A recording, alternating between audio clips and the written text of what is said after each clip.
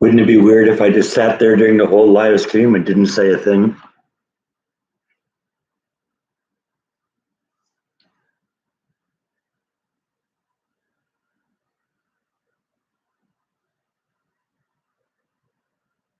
Bacon's Revenge.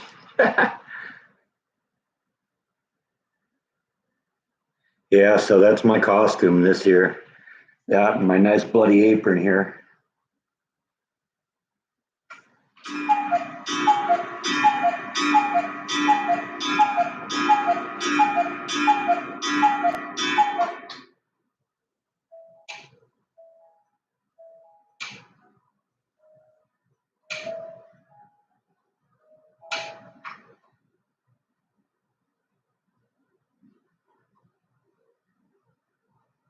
Yeah, Silo of Screams again.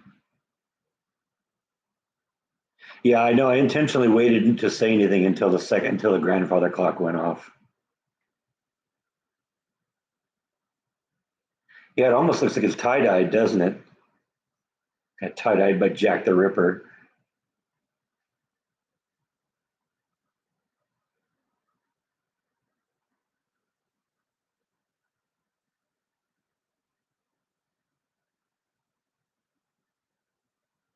Now the Butcher of Silo of Screams.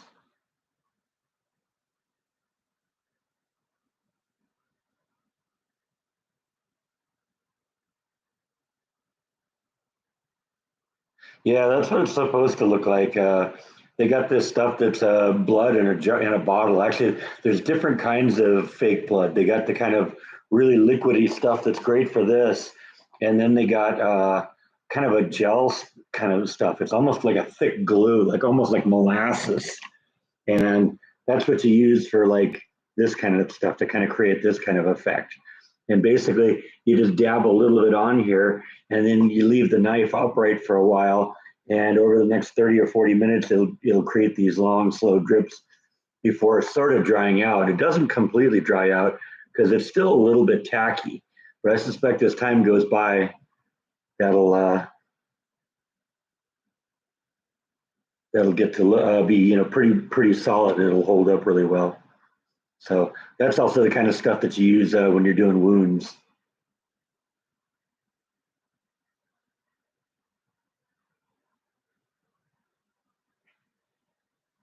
Yeah, that's me. Yeah, I did it last night. I did the silo last night. I'm not in the maze this year, which is actually a lot of fun. I've kind of shown the property. It's kind of a big open area and kind of buildings all the way around. And they built out the mazes inside all these buildings.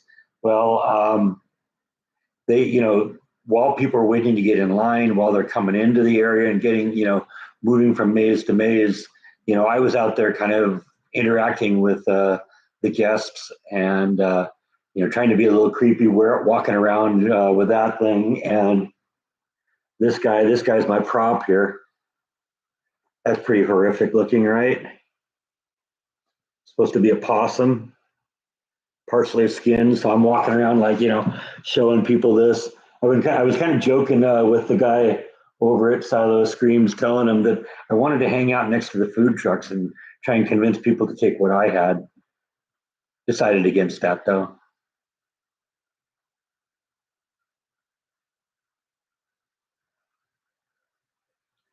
Yeah, I can imagine that. Imagine that stuff would be hard to get off this concrete because it does kind of get in there.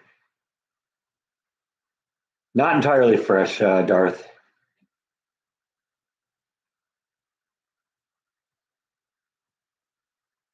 Yeah, only a couple of times this time, Tracy. I can't do it every week. The job doesn't really allow that to happen. But we'll go when I can. We're in the middle of our maintenance interval right now, and so uh, we'll take what we can get.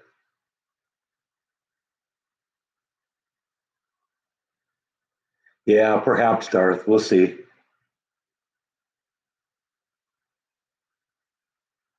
But I'm going next week, both Friday and Saturday. That's probably going to be it at this point.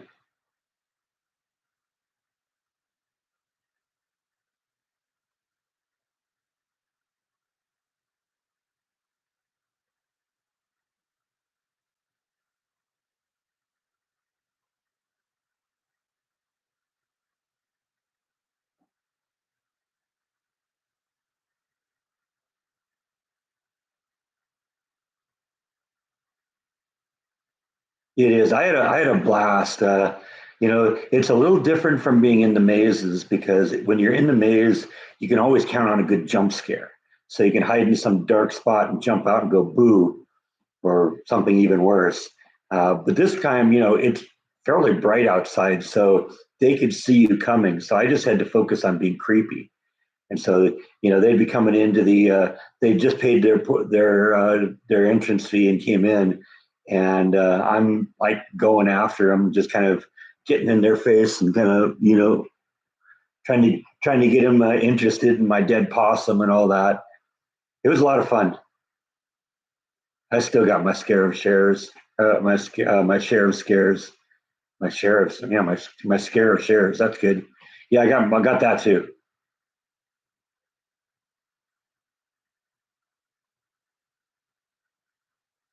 Like I said, Darth, I had a blast last night. And last night was the first full scare night. Friday night they did a low scare night, which basically means there's nobody in the maze. It's just the maze itself. And that's great for kids and stuff like that. But we're still really early in the season, so I mean, I was out of there at 11 o'clock. So I think the people that get punched are the ones that go a little too much. I've been in there a number of times. I've never gotten punched. I know people in there who have. Unfortunately, I know young women in there who get groped too. That's just the world we live in.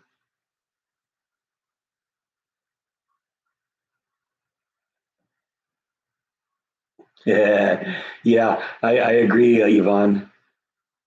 But I love the fact that some of these masks are so realistic these days. I mean, look at that thing. Look at that tooth on the side there. It's me, definitely. Supposedly, I can talk with this thing too, but I've been playing the part mute. I think that's creepier.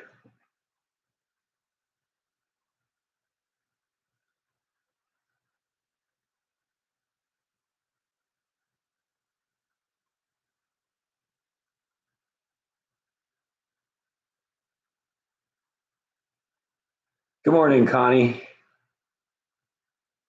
Sorry, I haven't been much of a host today. I don't think I've welcomed anybody in here.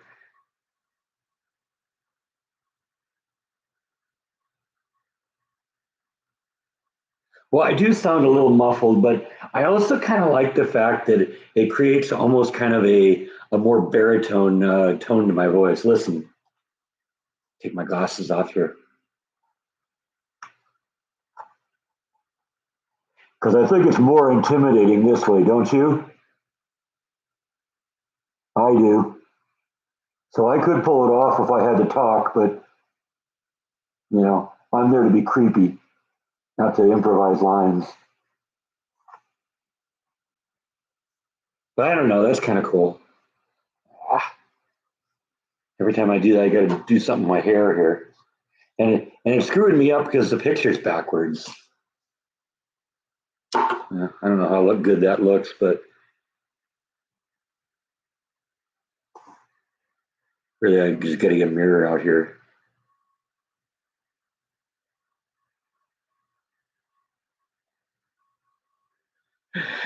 It's funny. Bite was out here when I first sat down. I already had the apron on, but the second I put that mask on, he was gone. I know. I've thought about it'd be funny kind of if I had the glasses too. Fortunately, I just need the glasses to read, not to see. I mean, I probably need glasses to see too because I have glasses to see. I just don't wear them a lot.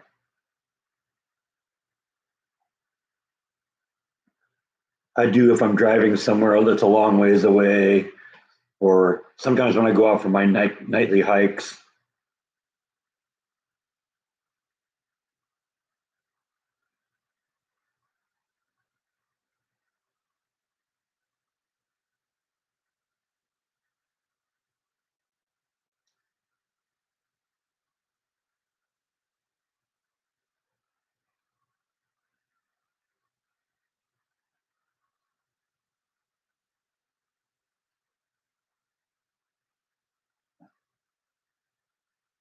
Something on my glasses. Hang on a second here. Seemed like I could see something on them, but I wasn't quite sure what it was. Yeah, that's better.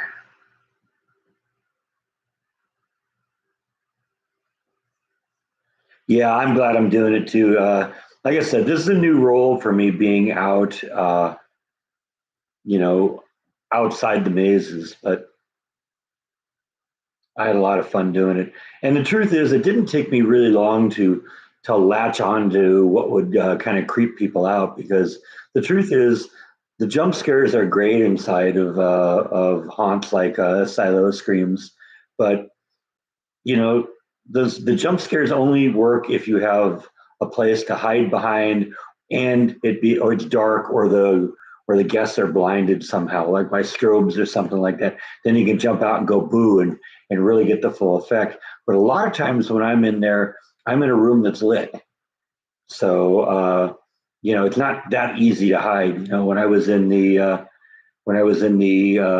hospital, I was a creepy dentist, and that room was lit up by the examination lamp. When I was in Her Wicked Way in the mental institution, doing unnecessary surgery on that body, I was in a room that was pretty well lit up. So it just depends on where you are in there. Same with the incinerator. When I was in there, I was always kind of in the same area.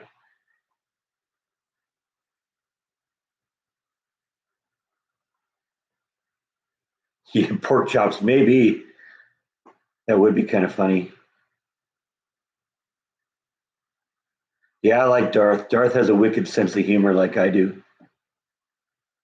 Goes in deep and disturbing directions.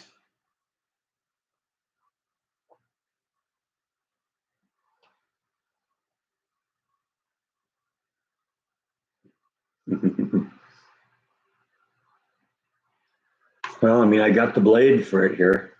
It's just a little bloody. That just adds the flavor, right? And I get the food here.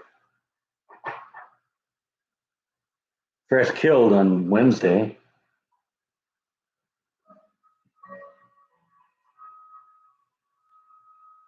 Well, that's one of the reasons that John said he put me outside is because he liked me in some of the places inside the maze too because he said I filled up a room.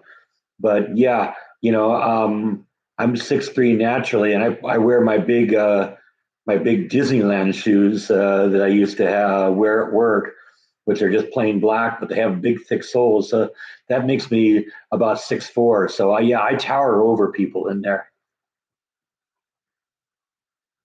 But it was a little less formal when I'm in the maze. I won't break character, but outside the maze, people are asking me all night. Yeah, can I take a picture? Yeah, sure.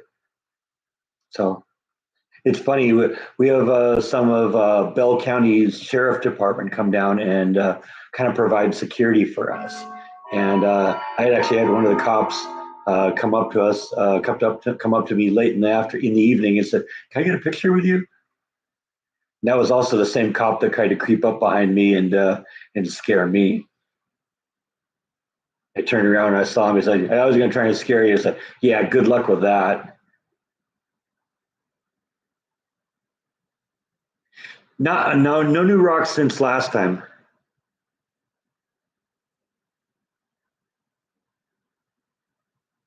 No, there's about half a dozen of us that are wandering around outside the maze. So everybody gets some.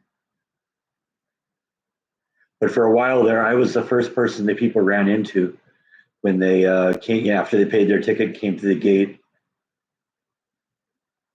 In fact, I think one of the guys that was also there, it was his first night, and he was kind of out there, and we kind of got introduced before things opened up, and John introduced him to me.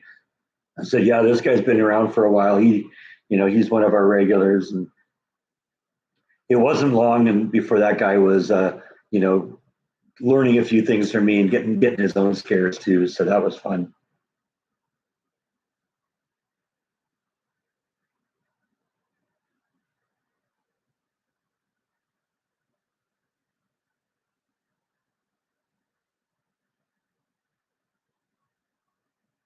If that commercial that some of you just saw was a Kamala Harris commercial, that's even scarier than Silo of Screams.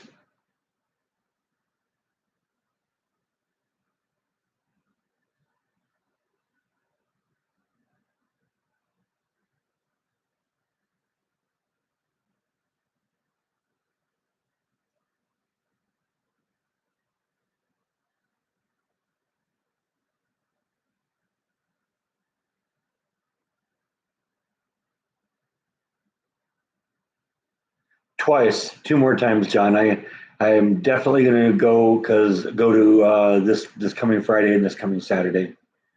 That's the only ones I can guarantee on.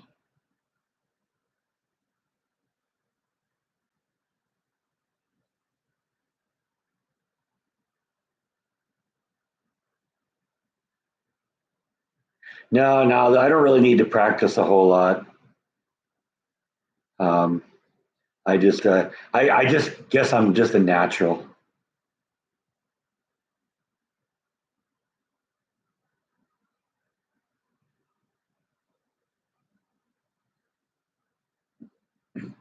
And the fact that this is my fifth year at the Scream, I've kind of figured out now, how to be creepy. Yeah, that's it. Natural born stalker. That's me.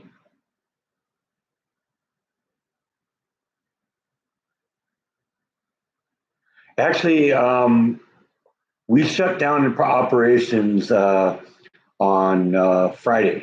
Friday night was the last night they ran. And so I actually had to go in a little bit yesterday morning just to make sure everything was wrapped up. But we're down now. We're in maintenance interval. And except for a couple of meetings I have to go to over the next couple of weeks, I'm off now until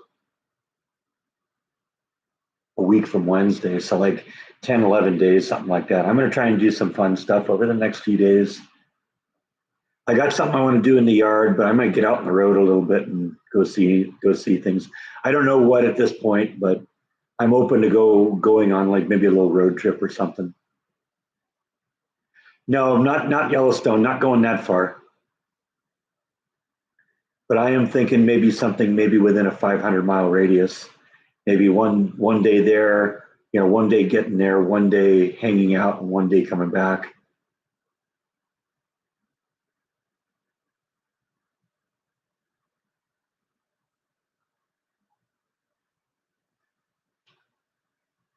Yeah, well, maybe the town after that.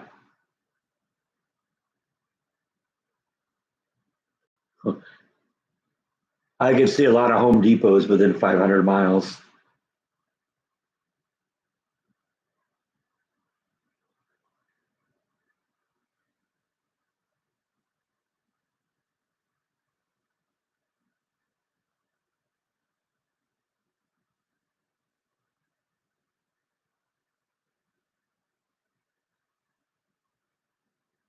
Never been to New Orleans. I could visit every Buc-ee's in the state, pretty much.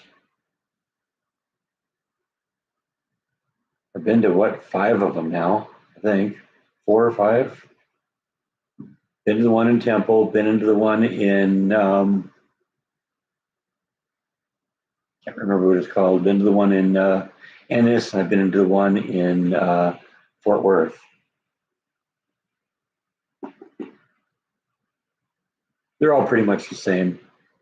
Some of them have kind of their own unique little twists and turns to them, but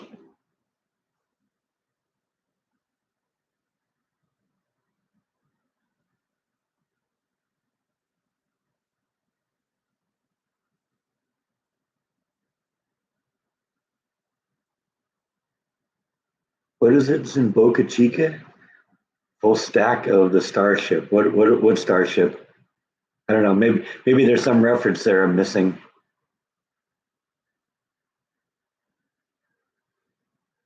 Of course, as a Star Trek fan, there is only one Starship.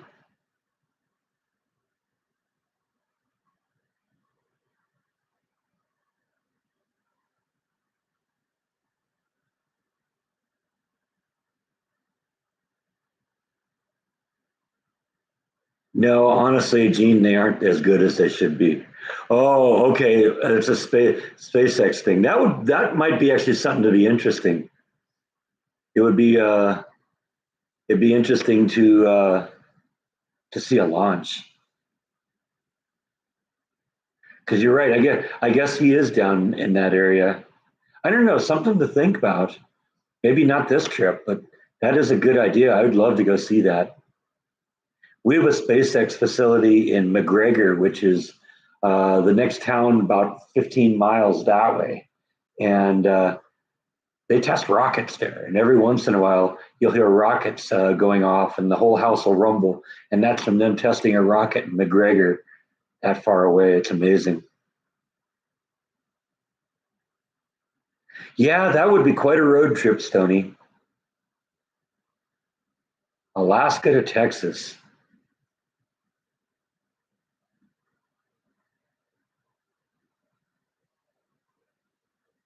Alaska, the only state in the union that's bigger than Texas is.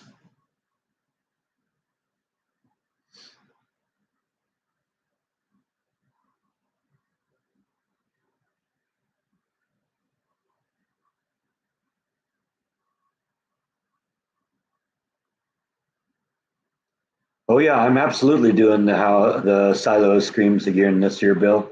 I went last night and I'm gonna go a couple nights next week. Oh, if I go anyplace cool, I'm gonna vlog it.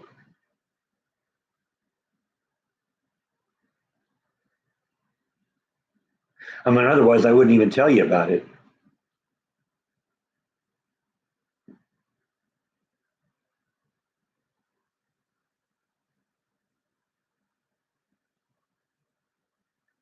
But Alaska just eclipses Texas. You know, Texas is big because it can take you all day to get from one side of the state to the other. But Alaska is even bigger than that.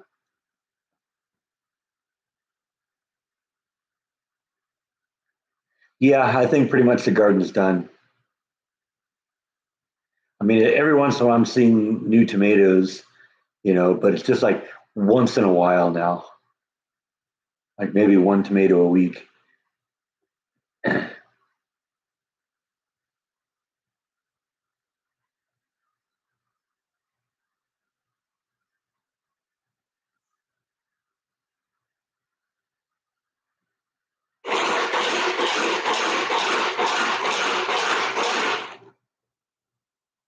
Like I said, Bite got freaked out by the mask, so we may not see him this episode.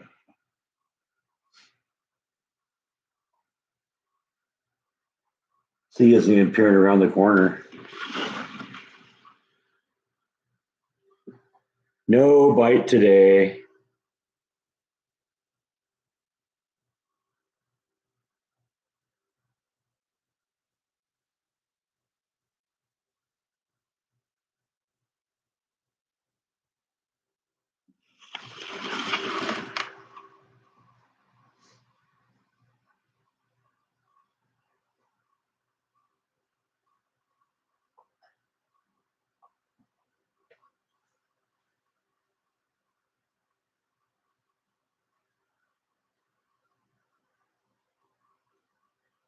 I would say it's probably more than that, Brad. Alaska is the size of half of the continental United States.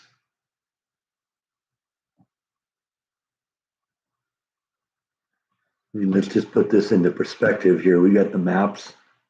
I have the technology.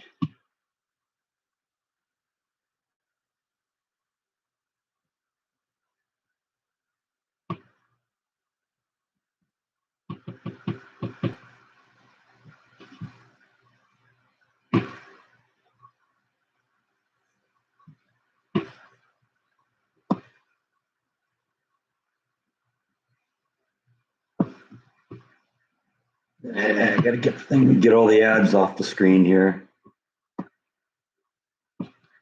Yeah, okay, let's cut away to this, courtesy of Google Maps here.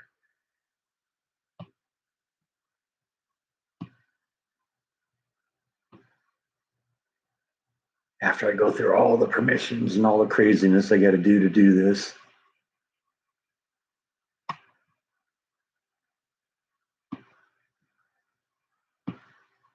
All right, yeah, there it is right there. You can see Texas down here, way down here. And then we got Alaska way back up here. You can see Alaska is like size of like California to Minnesota and Montana to Texas size wise. That's massive. It's funny, when I was a kid, I had a, a wooden puzzle of the continental 48 or the lower 48. And, I remember even looking then and say, oh, well, Texas is the biggest state, but it never had an image of Alaska in there. And so,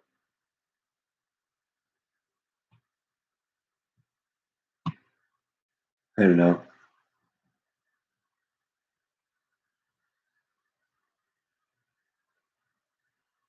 Yeah, yeah, she's still out and about. It's good to see her. Oh, yeah, I know. I would love to go to Alaska.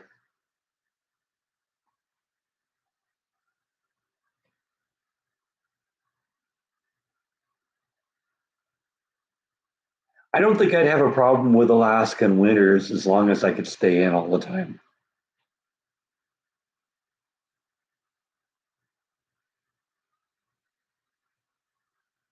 Which shelves are you talking about, Bill? You talking this thing here?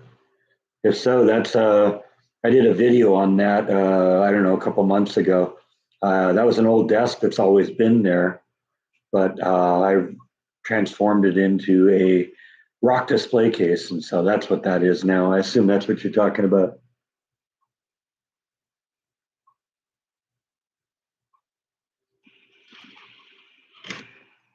Yeah, it's still September. It's too early for much snow in Alaska yet.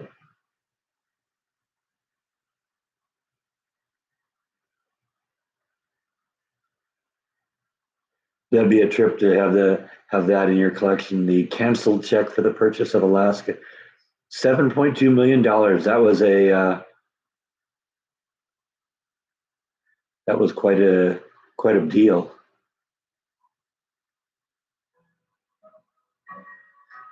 I could superimpose Alaska or Texas over Alaska, but that would be rude. I would be ignoring my guests in the time here it took to do that. Yeah, quite the bargain.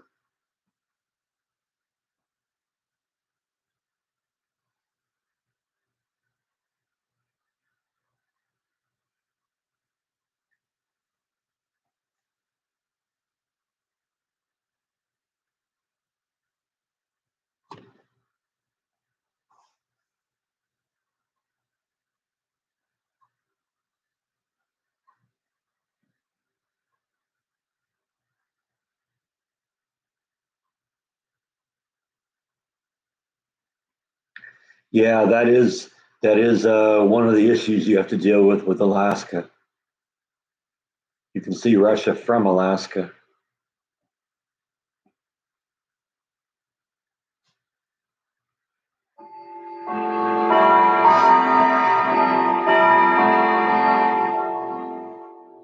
I bet you Putin would love to have Alaska back.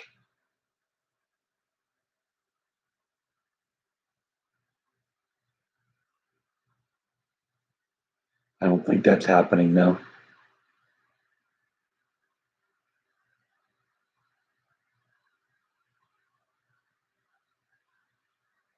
Yeah, that's what happens when you don't have a credible deterrent.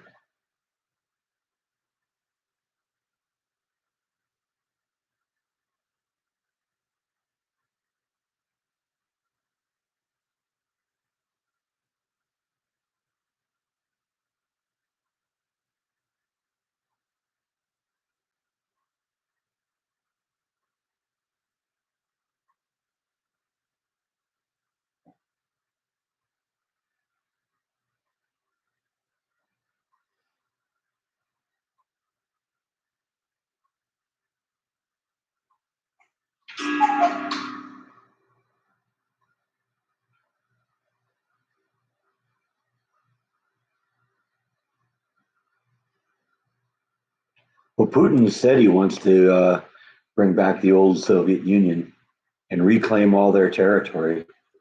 Alaska would definitely fall into that category, even though they sold it to us rather than losing it in battle.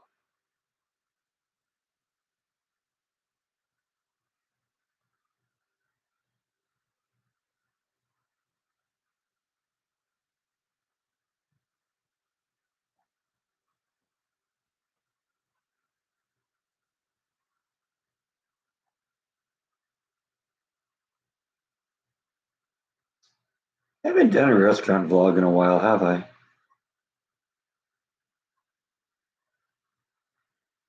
Maybe that'll be something if I go out on the road sometime. We could stop off at a few greasy spoons along the way. Find something that looks interesting. Jordan told me once about a barbecue place, I think down in Austin, that's supposedly epic.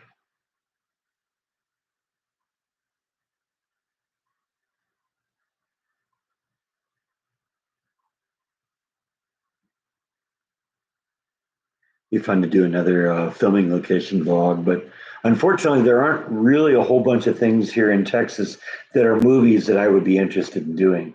Yeah, sure, there's a lot of westerns, but it'd have to be a movie that I saw and I've loved and would love to be a part of. What the heck is going on? Oh, it's a commercial.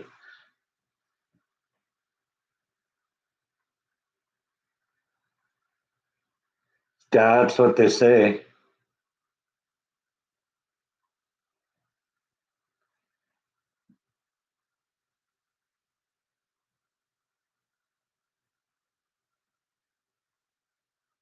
But it doesn't do us any good if we can just leave it in the ground. Granted, if we drain Russia and Saudi Arabia's oil first, then we'll be the last man standing. But that's another reason Putin wants Alaska back.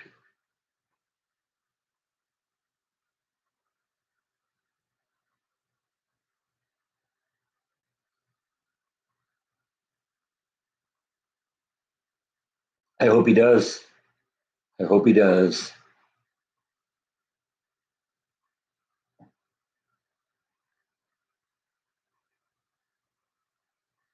Gainesville. I don't know. I mean, I've heard of it, so it must be relatively close.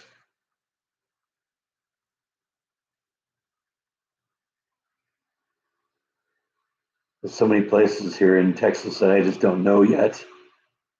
Texas is a big place.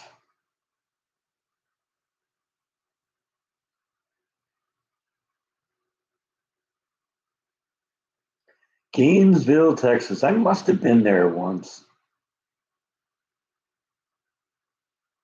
Let's see where it is. Okay, it's north of Dallas. What's in Gainesville?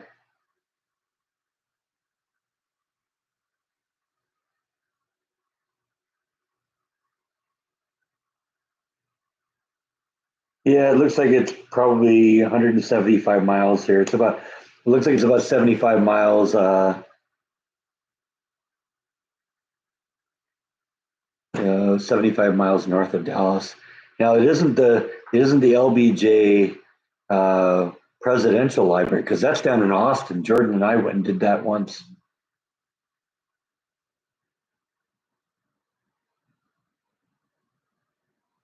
Wasn't really a huge LBJ fan anyway, so I probably wouldn't go to that just for that reason.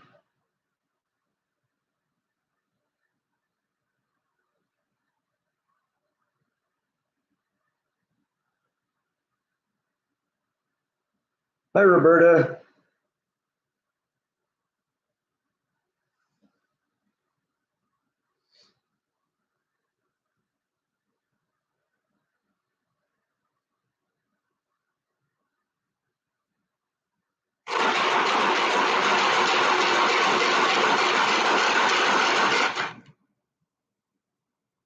Oh, I saw Bite lurking around here. Oh, there he is. At least he's peeking out around the corner at us now. Come on, buddy.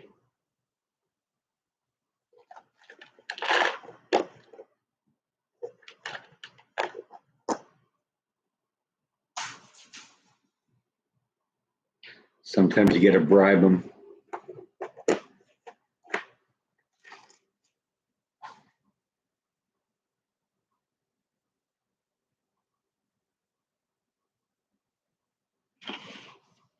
Guess I can't go that much further here. You're not here to see me anyway. You're here to see him. He just doesn't like to see the mask.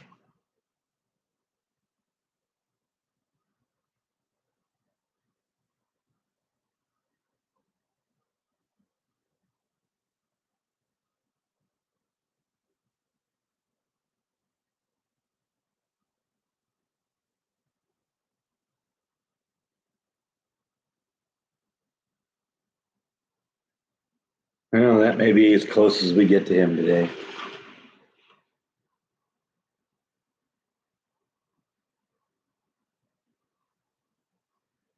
Yeah, he was kind of a racist.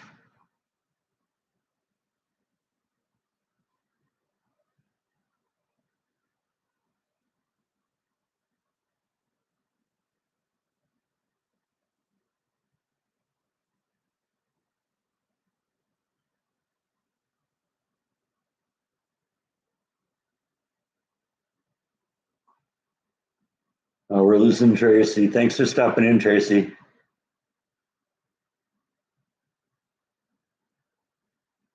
Yeah, I am going to do that at some point. The head show in Waco. I've had people tell me that that's really good. Bye. Come here, buddy. He's lurking around out here, but not sure he wants to make it up to the. Bye, Tracy. Don't know if he can make it up to the couch yet. We gotta have this guy sitting up here. Can't have that.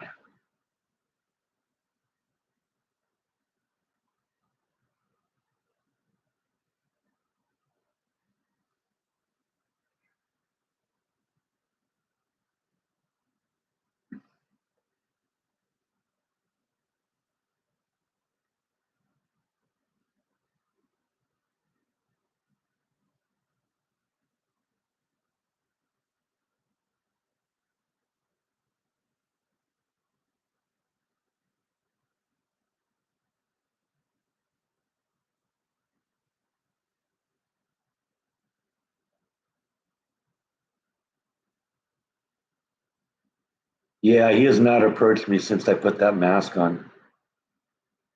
I've been in Natural Bridge Caverns. No, where's that? I love going into caves. I mean, I've been to a couple of the cave systems. Carlsbad Caverns, of course, being the most significant one. But I've been to Interspace Caverns and Longhorn Caverns, also, both very impressive cave systems.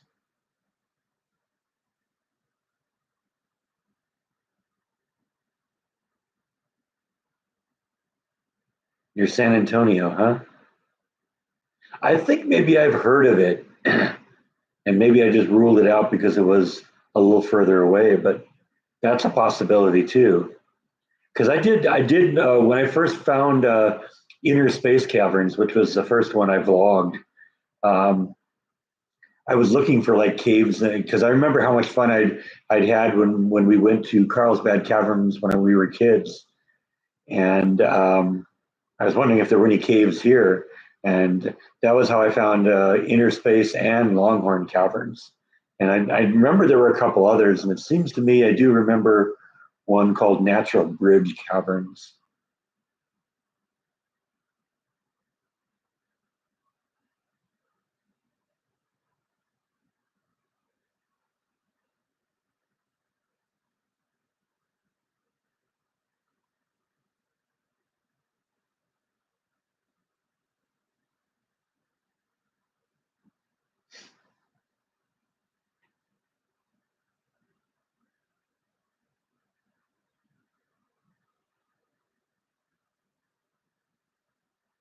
Is it? Yeah, I'd love to. Like I said, I love going in a great cave.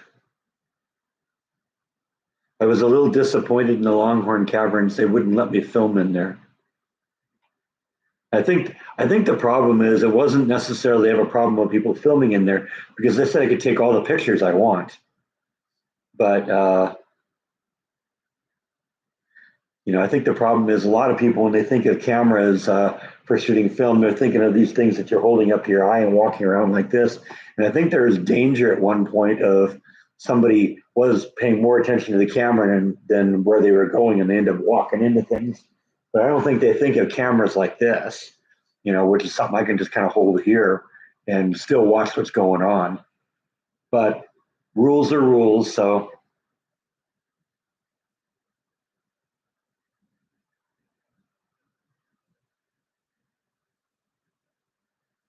yeah, I mean, it could be that too. But like I said, if I'm holding something like this, or even holding it in front of me so I can see the screen, I'm still going to be watching where I'm going. I'm not completely, blocked here.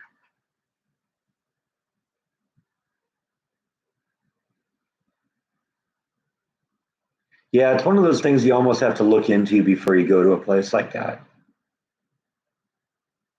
A lot of places are really cool with you filming inside, but and like I said, I had no problems in Carlsbad Caverns. They were very, very open to that. And also again in Inner Space Caverns, you know, I videotaped the whole thing, or video record rules would be videotaped. There's no videotape anymore.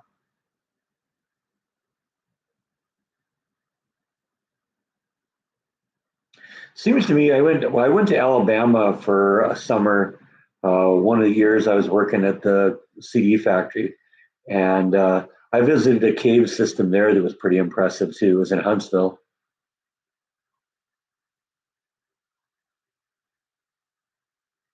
Yeah, even there. I mean, I'm assuming the GoPros have gotten better.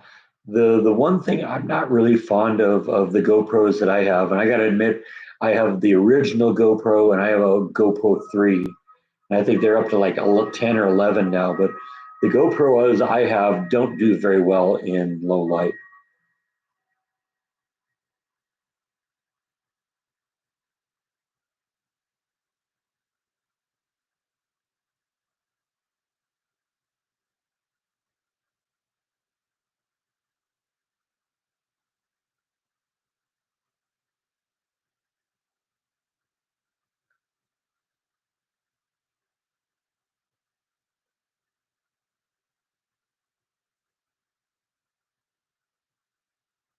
And actually, in terms of GoPro headbands, I wouldn't even do that. I got like a body harness kind of thing, so I could attach the GoPro right here.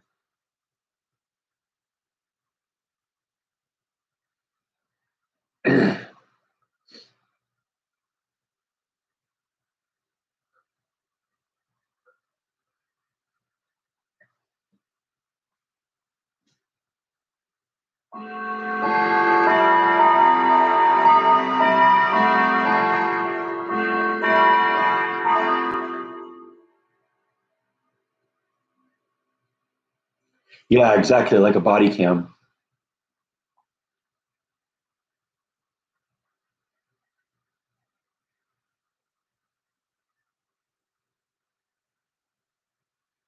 Hey Jeff, you still in Hawaii or are you back home now?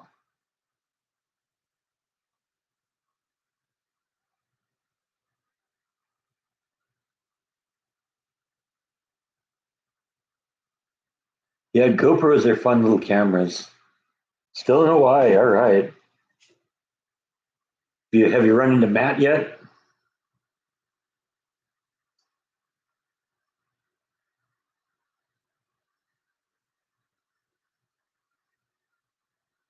Currently, Jeff is on the Big Island of Hawaii on the Kona side, which is where my friend Matt, who does the Island Horizon videos in the background there, that's where he shoots.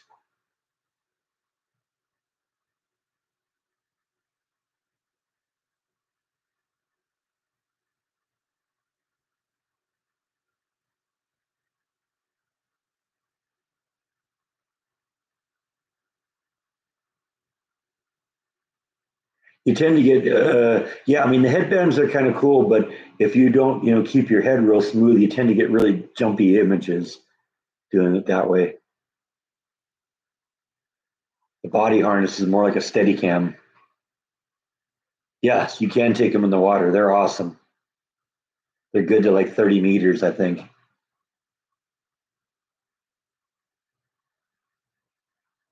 And the later ones don't even have the enclosure you have to put them in. The ones I have, there's like a plastic enclosure that you have to put them in. The new ones, they're just waterproof right out of the box.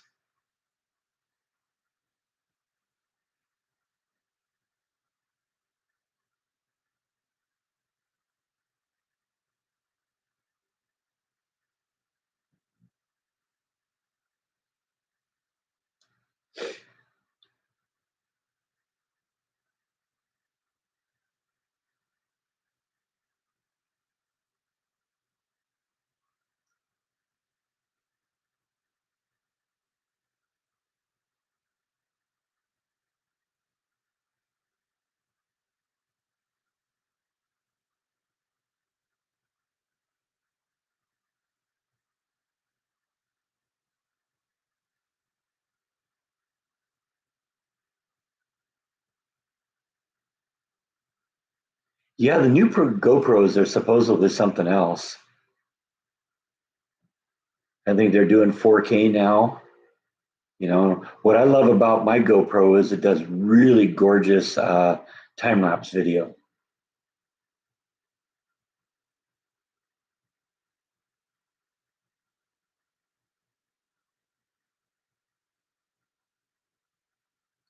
I'm also a little disappointed with the earlier versions of the GoPros that I have and their audio quality. And I think part of it is because it's inside a plastic case, and so you don't get a whole lot of sound in there to begin with. It's great for video, but I would never use it for audio. I hear people are using them for vlogging all the time now, though. So obviously they've overcome that issue.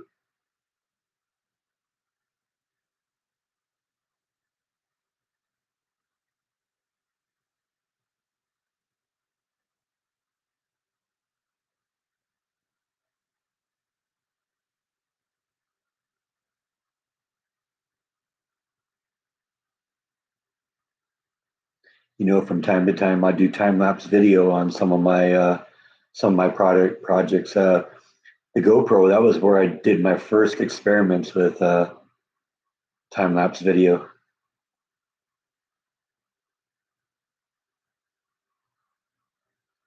No, it would implode if you went down to the Titanic. Titanic, they're good for what 30 meters or something like that. That's it.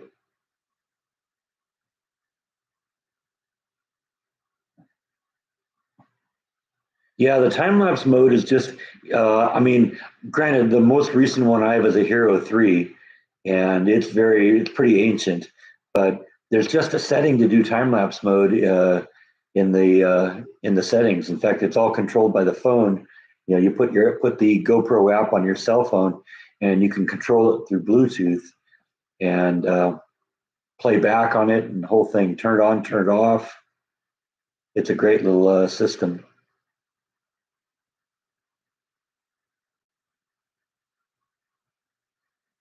It definitely revolutionized the little miniature camera. industry.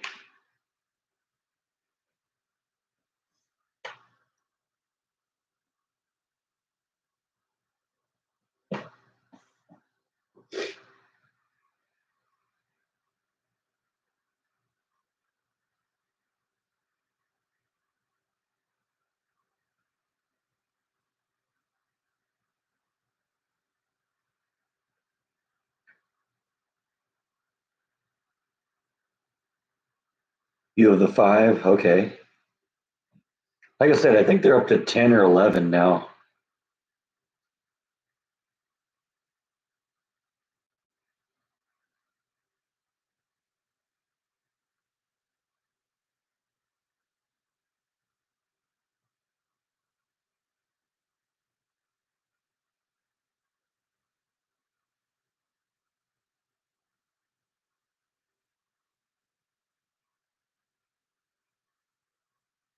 Yeah, I've seen that picture too. I guess we can try and take solace in the fact that it was over in a heartbeat. It was like, boom, that was it. They never even saw it coming. Yeah, I think I've seen that, Gene.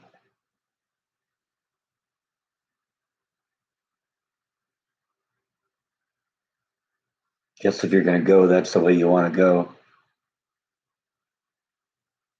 Not even enough time to say, what just happened?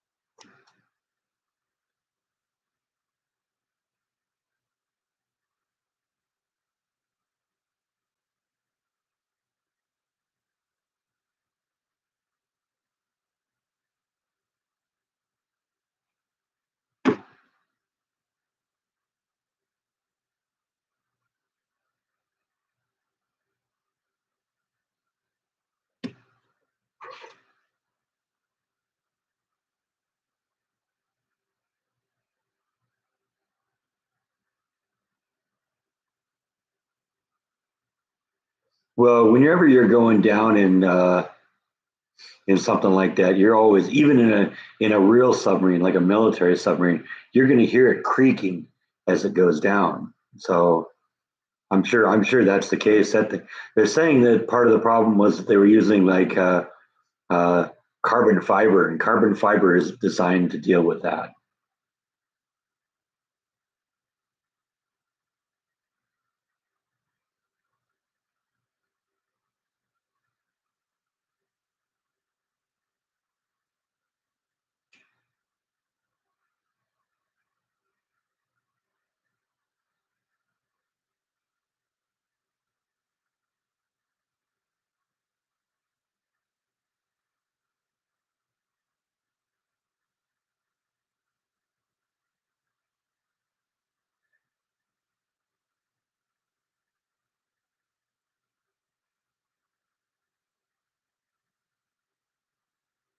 Yeah, because it was instantaneous. I doubt anyone even knew it happened. It was just lights out.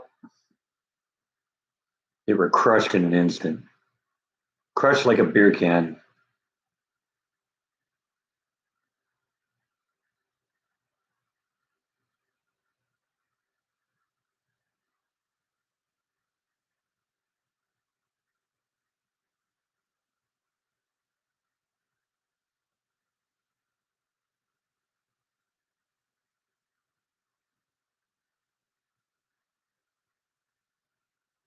Yeah, not even time for the rut row. Maybe rut.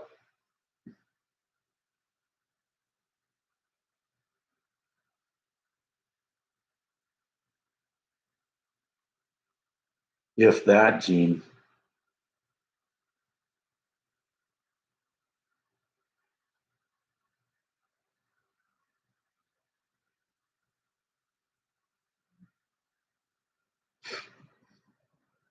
Because you remember how far down the Titanic is. It's a couple miles down. Yeah, the pressure there is so strained, so strong, and so heavy. It just would have.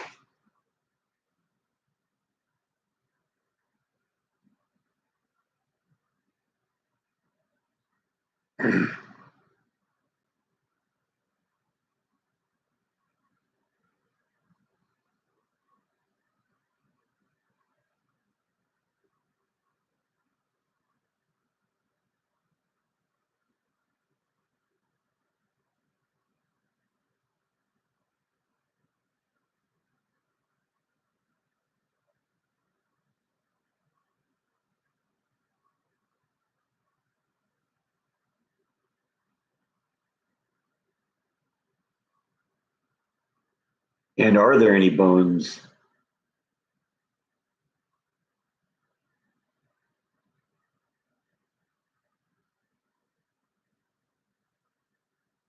Well, I think when you have tons of water hits you from every direction, yeah, basically it's just going to crunch you into nothing.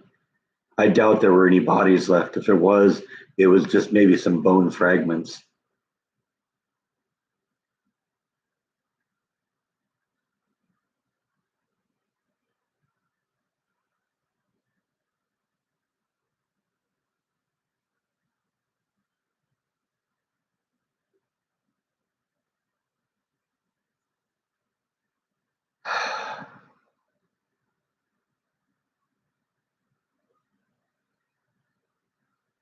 Like I say, if that's the way to go, that's definitely one.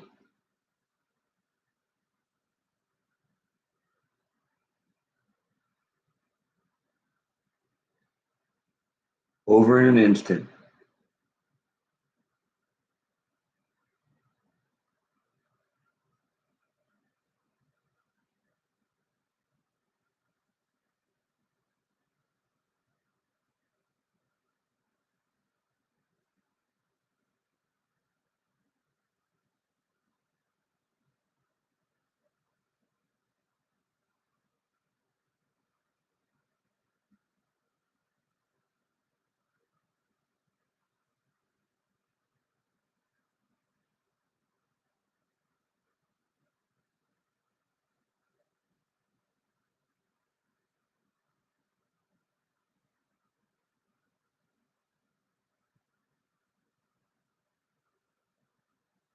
Yeah, I mean, think about what happened every time the Roadrunner dropped a piano on the Coyote. You know, now multiply that by a billion.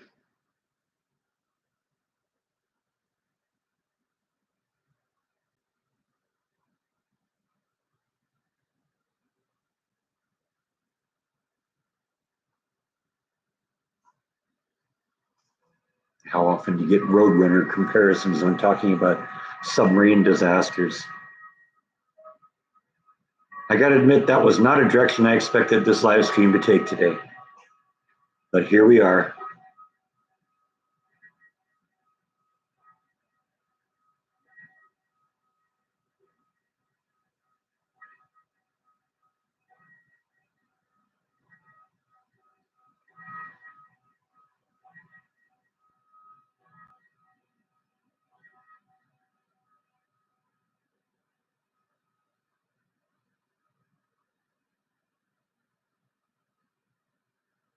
Yeah, it wouldn't surprise me if clothing held up.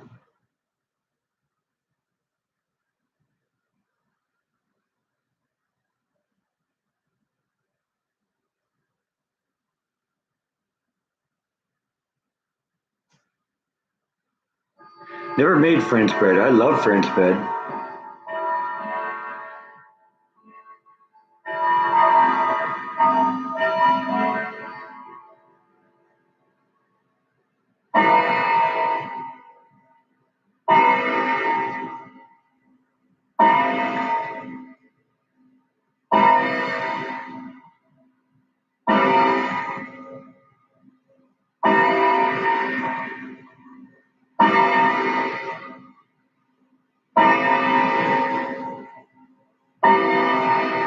Hello, Gene.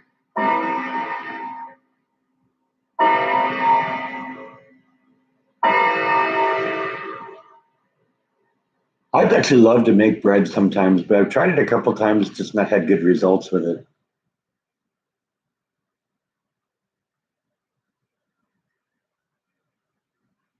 I did Silo Screams last night, and I'm going again this coming Friday and Saturday.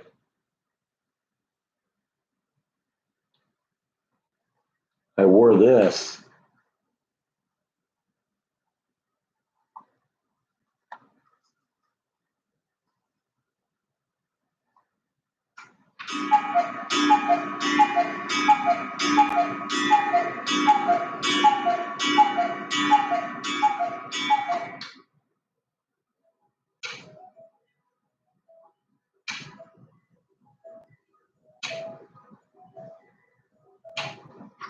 And of course, they gave me Fluffy here too.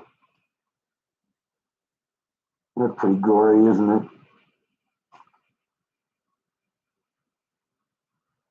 He's not so fresh either. I don't know. He's been sitting on the road for a while.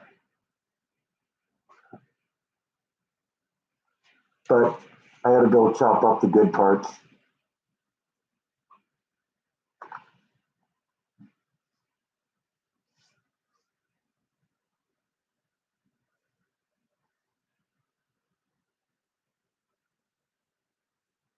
Yeah, that's how French bread's got to be crusty on the outside and soft and chewy on the inside.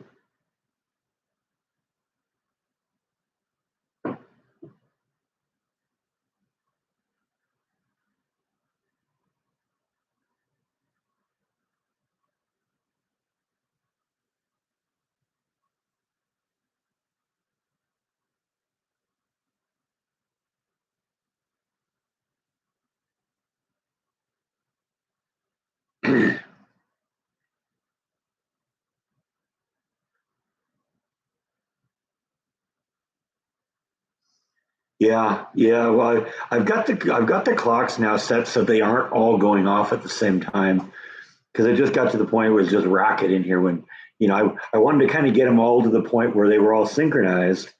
But and they pretty much now they're all running, holding good time in that. But um, having them all go off at once, I got them set to go off about a minute apart. And the grandfather clock is the kind of the baseline. That's the one that's the right time.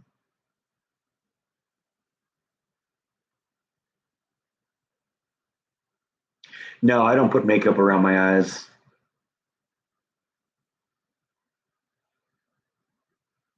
Oh man, I sweat like a pig. Every 10 minutes or so, I had to go find some place to hide to take the mask off and swab my face off. Yeah, it's that's the only downside. I thought it'd be good being outside instead of inside the maze this year for the reason that there'd be a little bit more fresh air floating around. But yeah, I still was sweating like a pig.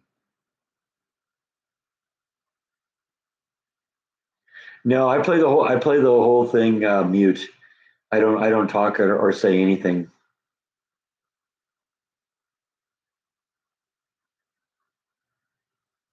I do have one joke based on a couple of wisecracks I got from people last night.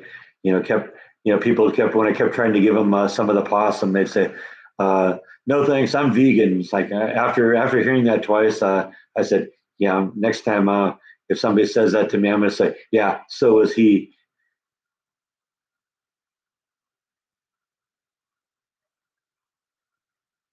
But for the most part, I just play the whole thing mute.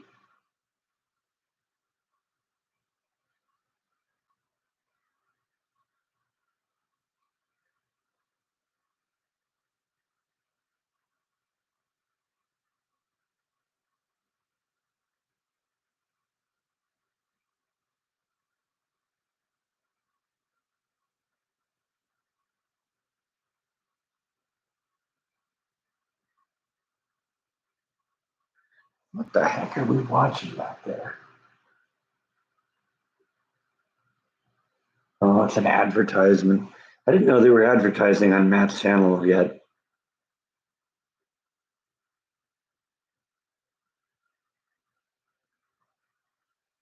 Yeah, no, I know exactly what you're talking about because I've seen people use it too. The guy who played Jack Skellington at Disneyland, before they put the mask on, they always blocked out around his eyes.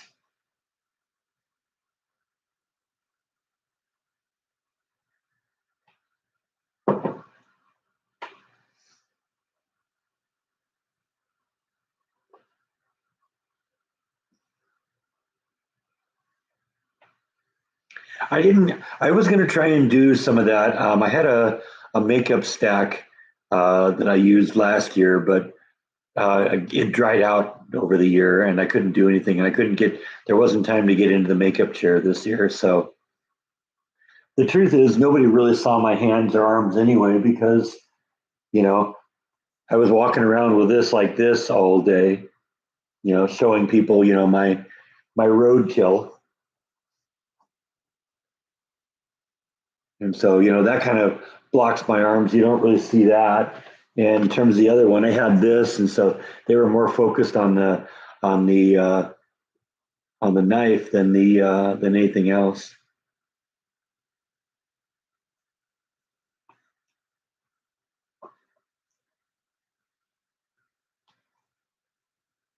No, what's Jordan's latest video?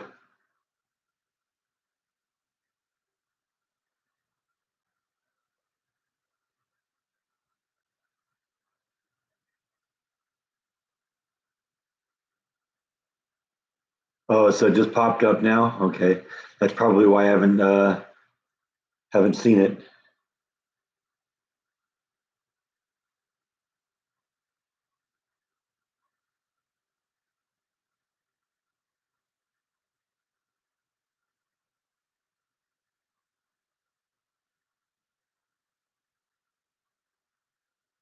Yeah, chickens are that way. They see blood, they go crazy.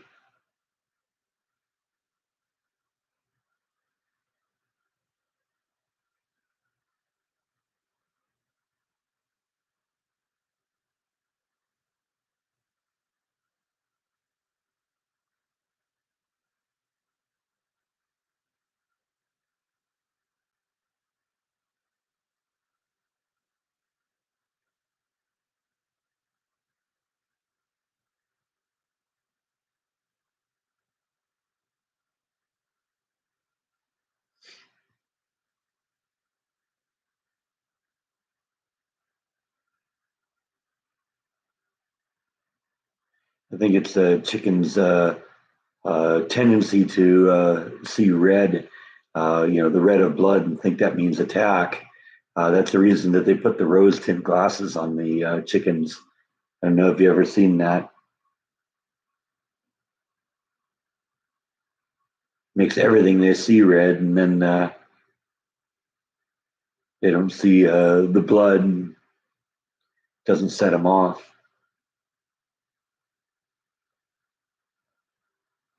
Yeah, I did see the one about that, but that wasn't the last one. He's done a number of videos since then.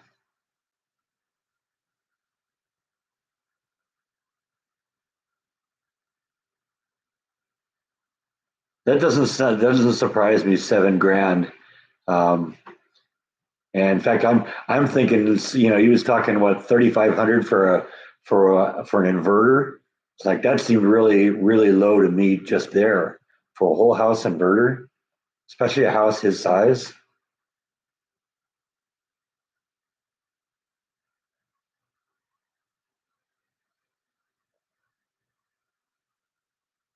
I have thought about putting solar panels on my house. I got one part of the roof on that side of the house that would be perfect for it.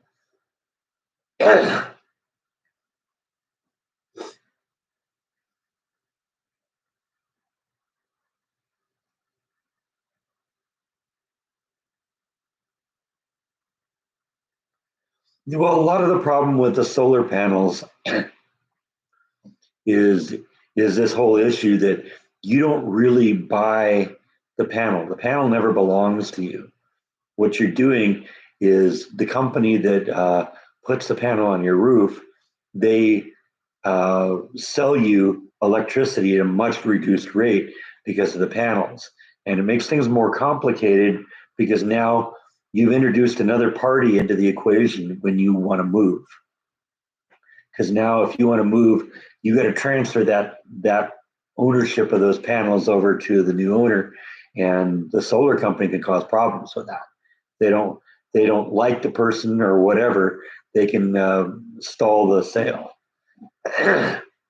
So if I was going to do it, I'd want to find someplace and someone who's got a reputation of doing it and doing it right, and then pay for it myself outright.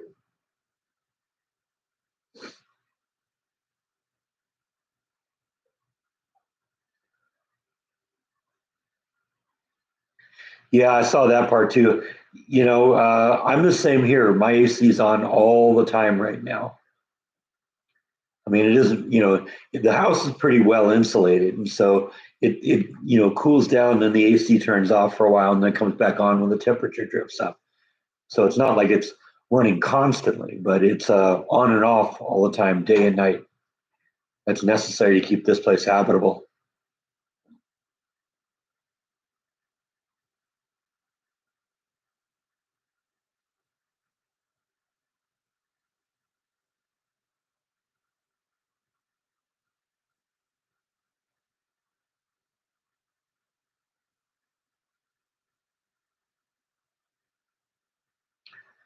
One of the things I do like about Texas is we have a deregulated electrical grid.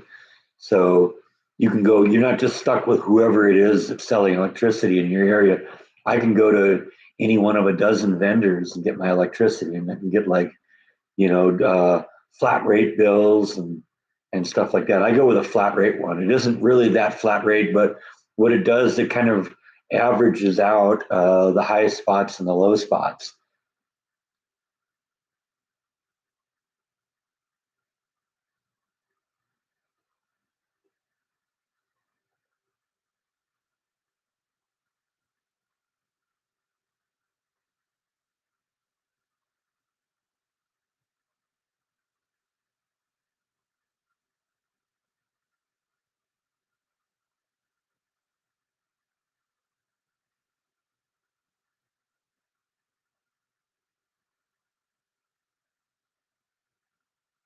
No, they vary a little, but based on the way I use AC and heat in this place, it would be really high in the winter and really high in the summer and really low in the spring and fall.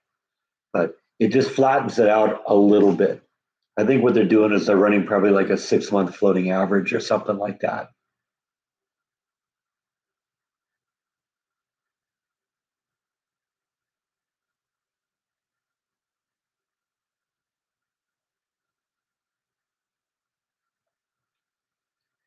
But it was so crazy in the house in California. I never ran the AC. It was too expensive. One of the things I liked about that house too is uh, on the upper floor of the house, there was there are two bedrooms in the back with big massive windows facing south, and then in the front of the house there was a big window in the front on the second floor uh, facing north, and so you could open up all those windows and the ocean breeze would come off, come in the back of the house, blow through the house, and go out the front of the house. And so it was actually really easy to keep that house relatively cool. I could leave the window downstairs that was facing west open, but I keep the blind shut, keep the ceiling fan on, and like I said, the wind going through the top floor would suck all the warm air out from the lower floor, and the house stayed pretty nice. I don't think I ever really needed to have the AC on.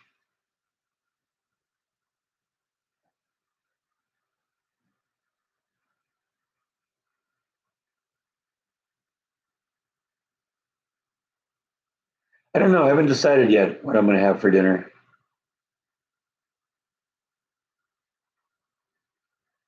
I was in the place in California for 22 years,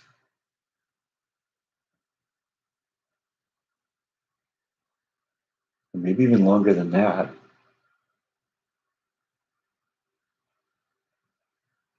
Bought it in 97, sold it in 2019. So yeah, I guess that was a good long time, enough to more than triple my money.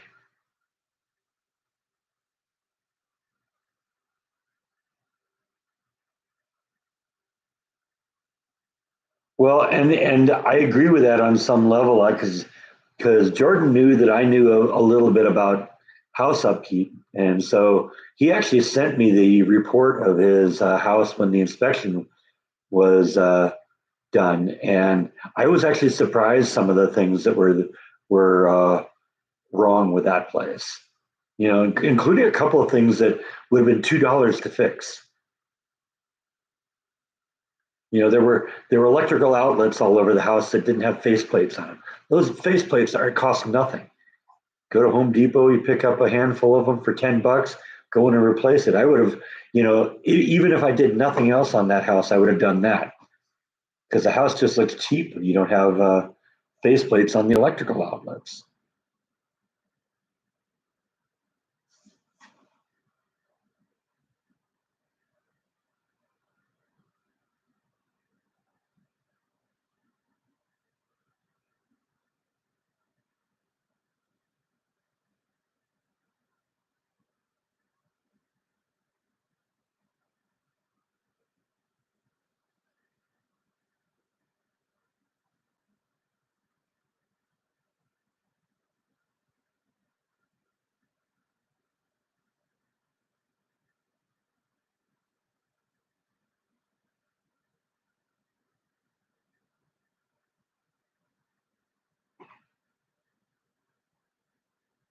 Yeah, well, I mean, in terms of the mortgage, I always had a flat rate, so I was always able to hold on even during the housing crisis when the house pricing started declining.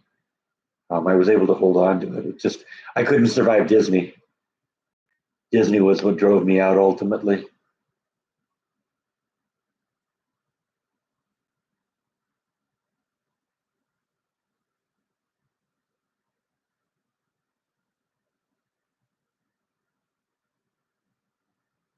I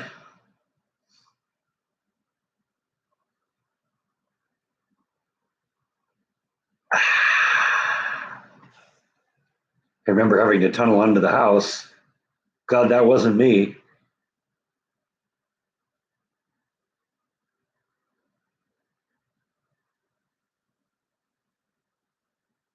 I don't remember what the interest rate was, but I had a pretty decent rate. I always did the mortgages at the right time.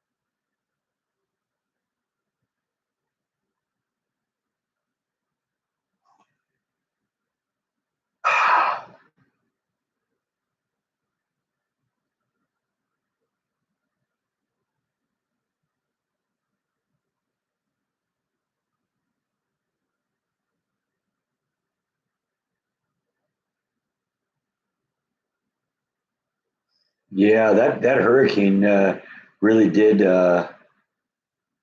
did its thing on its way through. I mean, I'm hearing more about problems in North Carolina even than I did like in Florida, which got hit.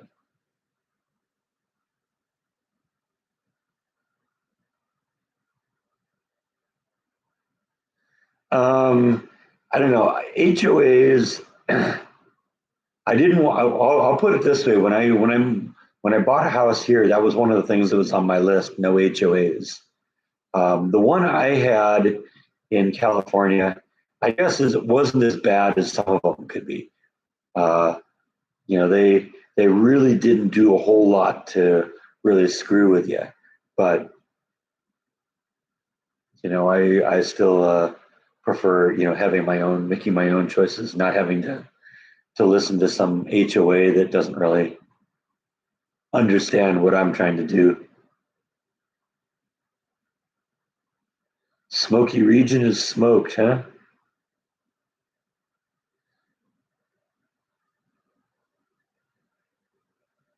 Yeah, I heard that thing came ashore as a category 4. That's a big storm.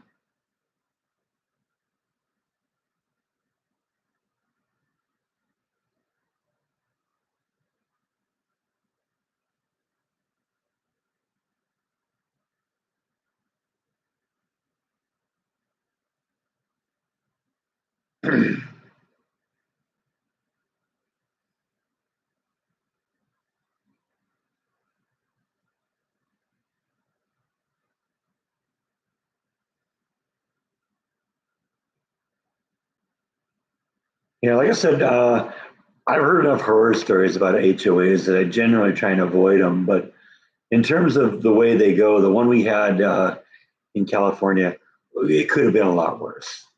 The money wasn't that much. I don't think we were paying much more than like $130 a month. And for that, everything in the front yard they took care of, the gardening, the landscaping. They didn't be in there once a week to clean all that up. There was a pool, there was a gym, there was kind of a couple of, gathering areas in the area. So it was not too bad. Like I said, it was enough that I didn't want to be in one, again, but they did a pretty good job keeping the place nice, and they weren't really Nazis when it came to what you did in your own yard.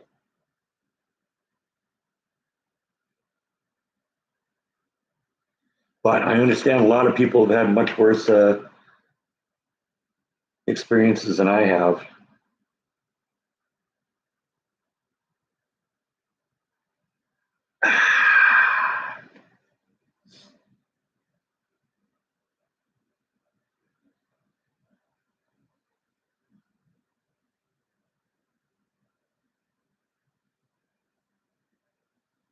Yeah, there are a lot of Gladys Kravitz types.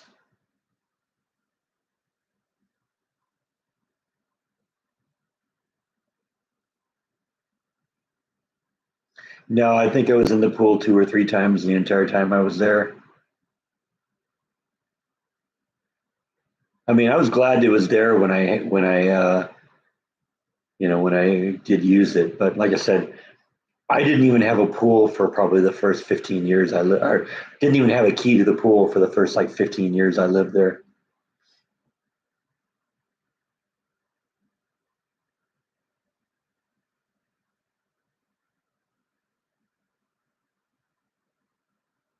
Yeah, see, that's an HOA that's going too much. Like I said, I think it was 130 at the most I was ever paying, and it was like 99 when I first moved in. So the entire time I lived there, it didn't even really go up a whole lot.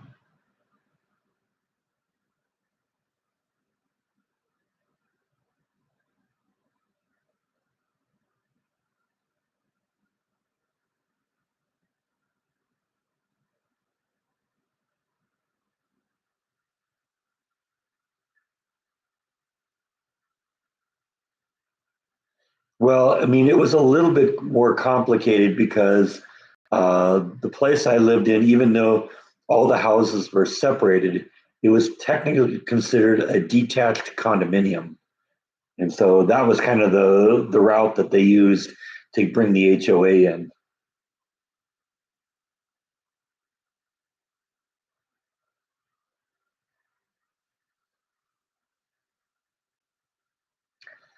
Good to see you again, Gene. Thanks for stopping in. See you next time.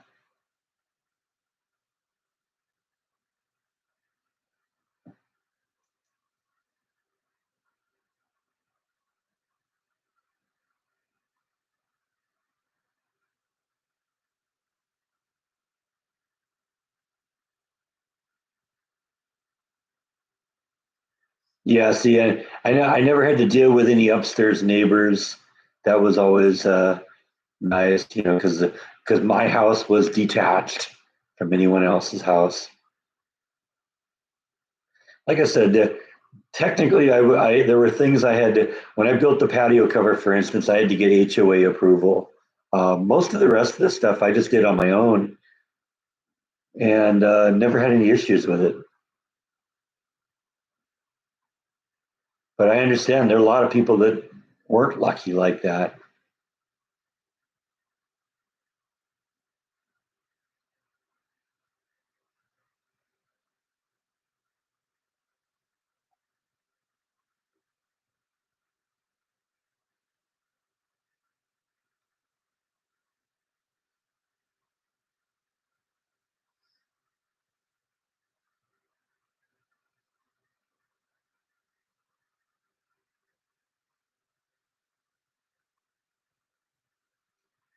Yeah, I think what happens with HOA depends on who's on it. Because you're right, we get a bunch of busybodies on it, then you're going to have a bad experience with an HOA.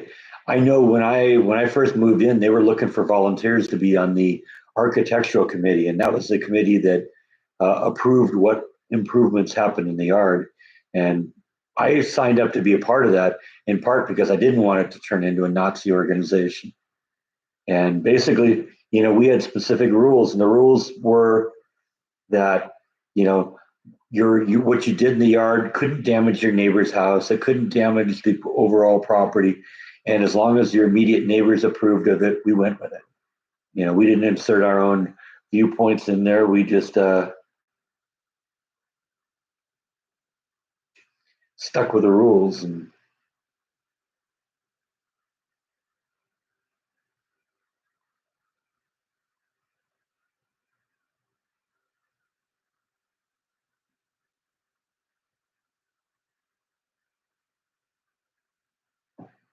yeah, sometimes neighbors can be a pain too. See, the one thing I always insisted on anytime I lived in any place is I didn't want to have somebody above me, because then you hear every time they walk, everything like that. So, first apartment I ever had, I was on the top floor, and then I had the house, and I didn't deal with it then. Even when I had the apartment here in Waco, you know, uh, it was a two-story apartment, and there was nobody above me. Now I had the neighbors next to me, and when the kids ran up and down the stairs, it sounded like they had a herd of wildebeest in there. But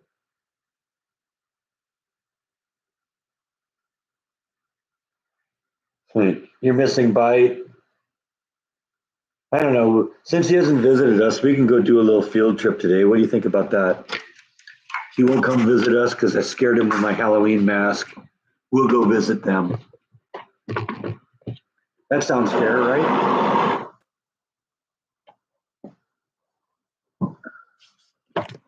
Ah, also feels good to get up and walk a little bit.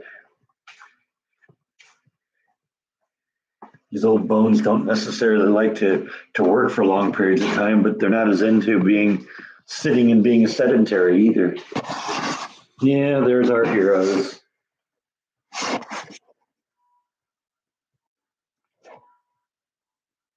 When she's like this, she'll sometimes let me handle her. She even pretends like she likes it a little.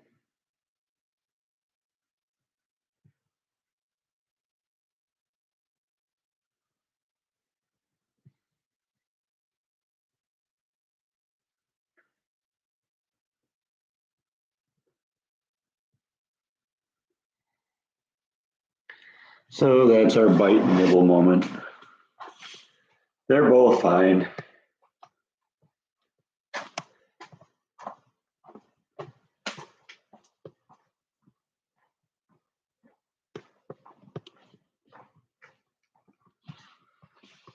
All right, let's reconnect here.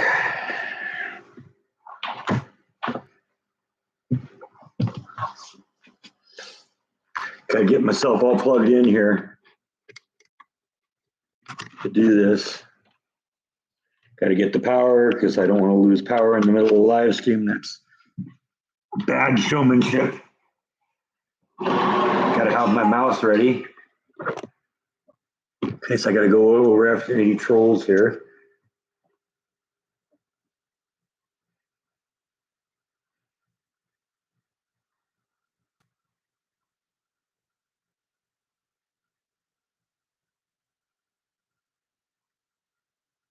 Yeah, I think the worst experience I ever had with a neighbor was the neighbor next to me in the house in California when they called the fire department on my Halloween display.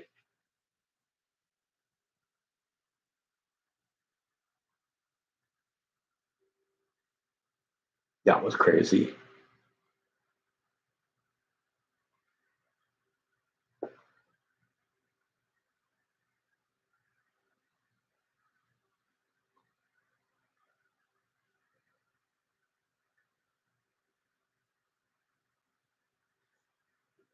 Yeah, I like that color too. That's a really kind of a pretty color in that room.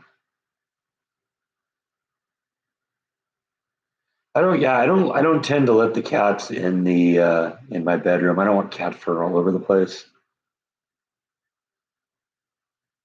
No squirrels in the fireplace this year. She was paranoid that I had a tiki torch out. I had a series of tiki torches that I still use to this day for my Halloween displays. And I had tiki torches running along the street there in front of the house. And she was convinced that the tiki torch, which had about a 3 or 4 inch flame on it and was 2 feet from her house, was going to set her house on fire. So she called the police and then she called the fire department. And so police roll up to my house. I see him get out, and the cop gets out of the car and he just starts shaking his head. And so I go out and met him and said, "What's going on?" I said, "Your neighbor is convinced that this tiki torch is going to set her house on fire." And I said, I just wanted to be a peacemaker. So I said, "So if I blow that one out, we're good." And he says, "I don't know. Let me go check." And he went in and talked to her, and apparently, sensing that she won, she wanted more. So she said, "Well, all of those tiki torches are danger because a kid could fall into them and set himself on fire." You can remember these things are on metal rods that are 6 feet off the ground and driven into the ground with spikes that go a foot down. Kid's not going to run into that, but whatever. I ended up just blowing them all out just because I didn't want to create a problem with a cop. Well, while the cop was in there talking to the woman, the fire department rolls up, and so they're out there, and we're talking to each other, and I offered them some candy, and they said, "No, we got so much candy, we're giving out candy. We don't even want any." But I definitely won that argument because the police and the fire department both took my side on it, and everybody in the neighborhood stopped and saw that happen. And I saw the police and the fire department roll up to my house, and so I had quite a story for everyone when everything cleared up again. Yeah, that was the first time I tried. Yeah, pretty much. She was a kind of a textbook Karen.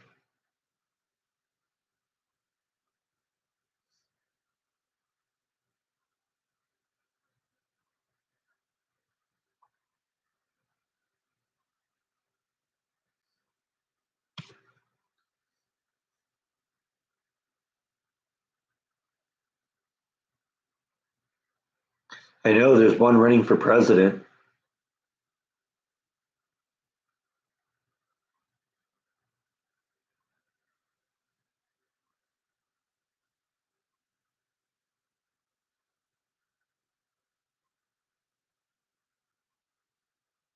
No, probably not going to start the EU cabinets again here anytime soon. I don't know. I gotta be in the mood for that. And right now I'm not in the mood for it. Every time I get in the mood for it, there's some sort of setback. So I don't know.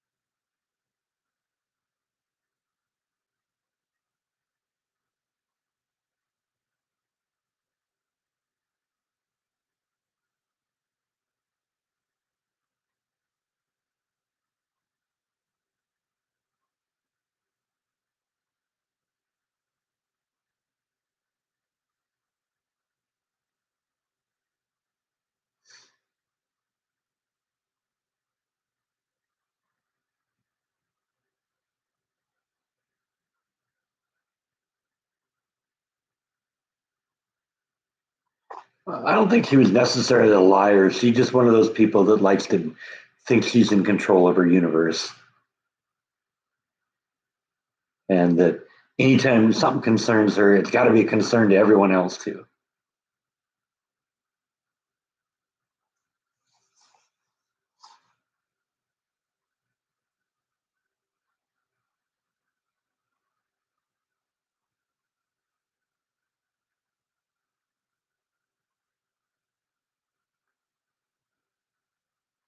Well, if I tell you, it won't be a secret anymore, will you?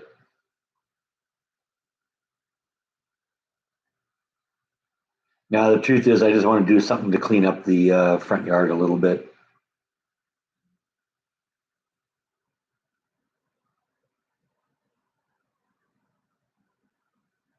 It involves garden netting and mulch.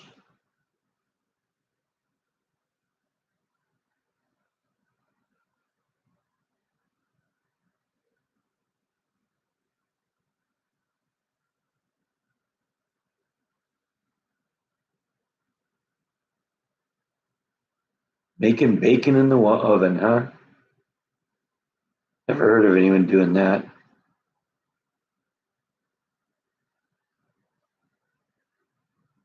I just gave you a hint. Garden netting and some mulch.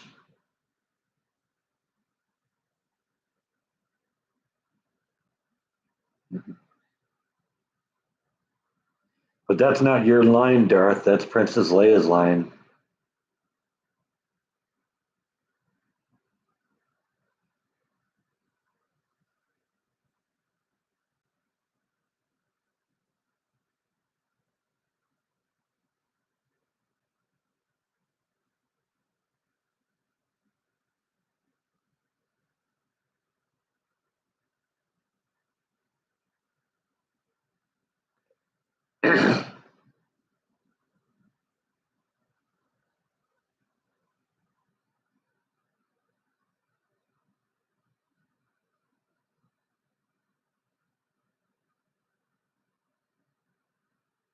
No, not in the front yard. The fruit trees, if I do that, it's going to be in the backyard.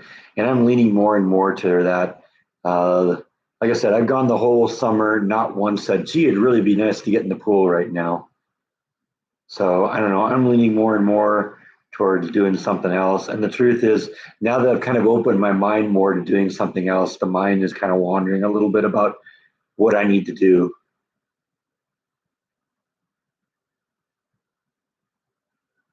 Because the first thing I'm going to have to think about is the sprinkler system, because the sprinkler system is designed with the pool being there. And there are no sprinkler heads popping up in the middle of the pool area. So what I'm going to have to do is grab the sprinkler heads that are that go around the pool and point away from the pool and divert those into that area so that I can put my trees and stuff like that if that's what I'm going to do. No, no bulbs. I'm still thinking fruit trees, different things. Definitely peach, maybe an apple, maybe orange, maybe lemon, something like that. I like all those fruits, and lemon is great for cooking.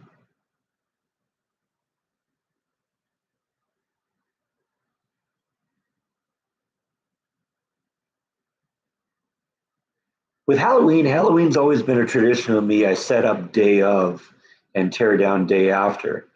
But the last couple of years, I've been kind of doing a little bit, kind of hinting at what's coming.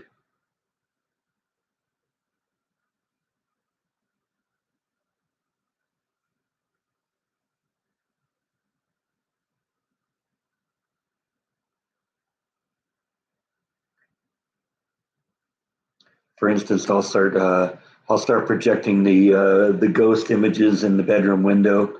I'll have the witch up in the guest bedroom window with the strobe lights behind it. I got some like purple Christmas lights that I'll hang on the uh, railing out in the front. So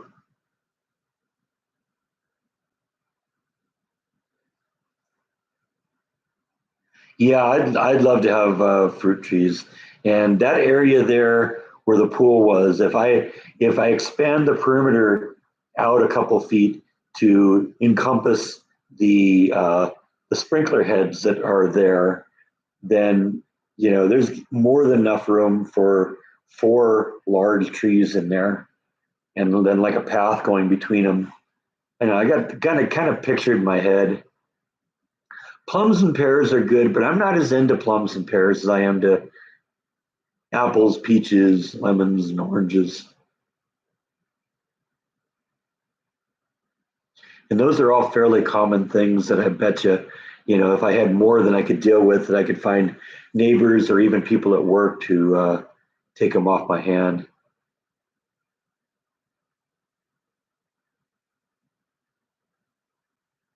An Easter bunny for Halloween? We'd have to do one of those Donnie Darko bunnies or something.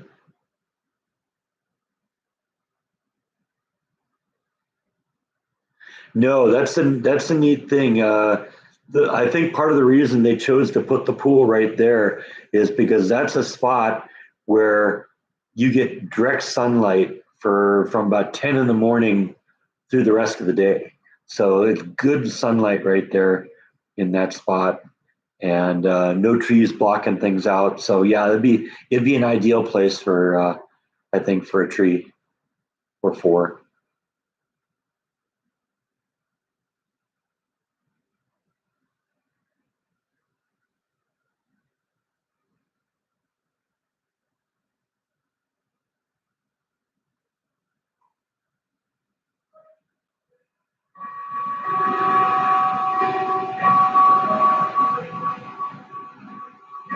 Not really a banana eater that I would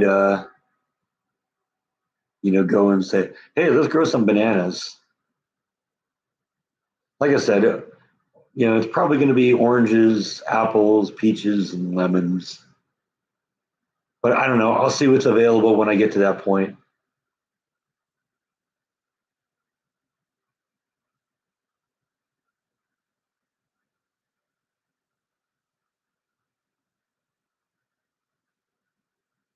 Yeah, I don't think I ever knew anyone that grew bananas either.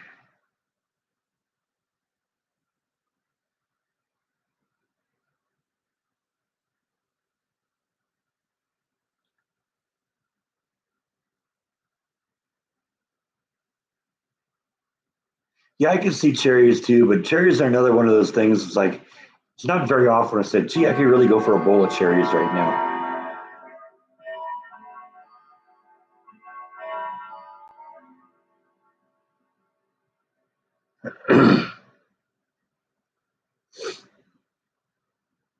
It's also got to be something that's going to do well here in Texas. See, that'll probably be a matter of going to the nursery and seeing what they recommend, because a lot of times they'll focus on plants that are specifically uh, designed to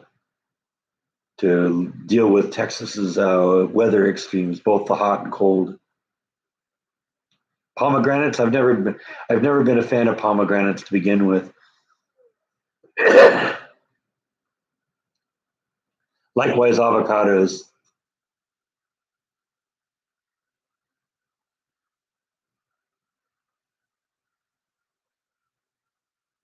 It's funny when I first saw that, I thought it said pornogranates.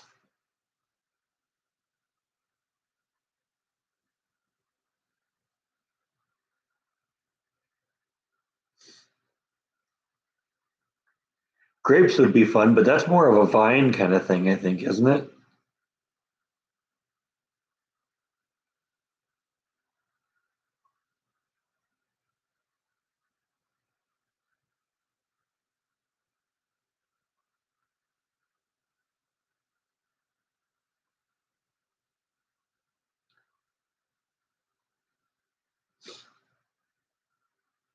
I mean, if I get a lot of grapes off of them, it'll be worth it. But a lot of times, I think grapevines take a long time to get established too. You don't just start growing grapes.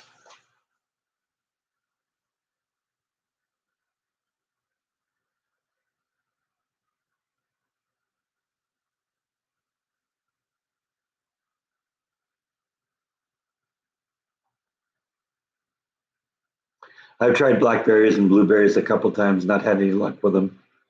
I would love to do that.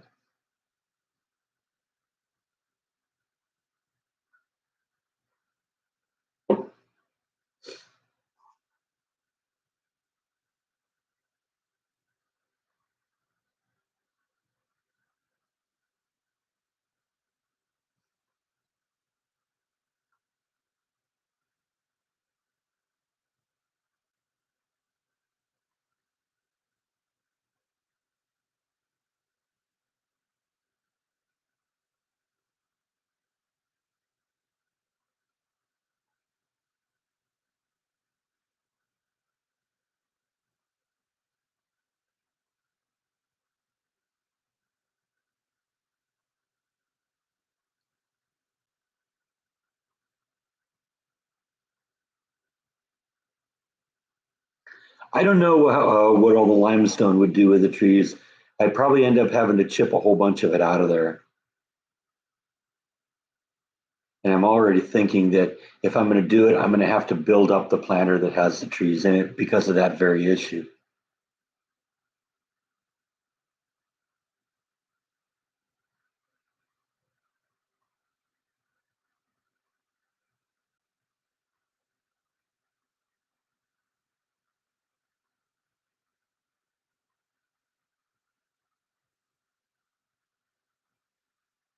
Yeah, I mean, I just don't know. Maybe I didn't have the right kind of environment for it or whatever. And I mean, it's possible that a couple of the vines may still be alive. We'll see what happens next year. I still have all three of them. The when I first tried the blackberry, blueberry, and raspberry thing, I knew right off the bat they weren't going to work. These, at least had a chance to make it. So I don't know. They might pull back, but yeah, I definitely would like to have apples and peaches.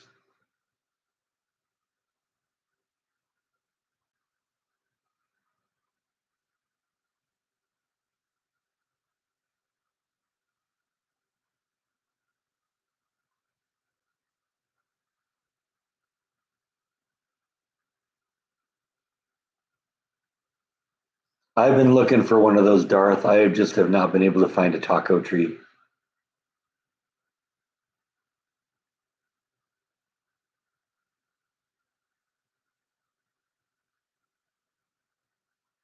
And you'd think that Texas would be a place where taco trees would do well, but apparently not.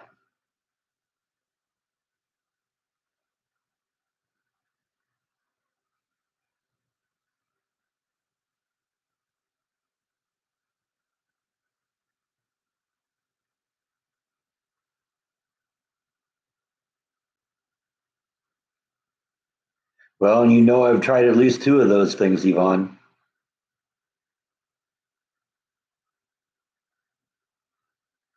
I'm going to see what happens with the strawberries next year because it's been suggested maybe that they're perennials and it might just take them a couple of years to take off.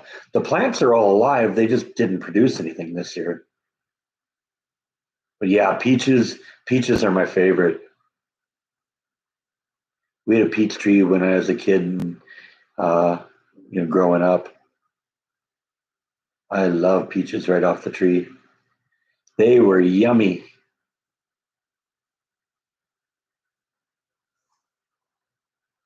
My mom always said she didn't really like them because didn't really like the peach tree because we couldn't eat all the peaches. So she was always making, peach jelly and peach cobbler and stuff like that. And maybe I'd have to learn how to do that.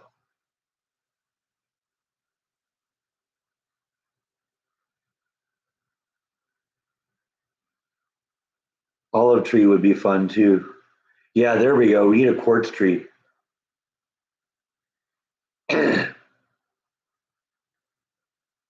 But I mean, I guess technically I have part of a quartz tree because that's what petrified wood is.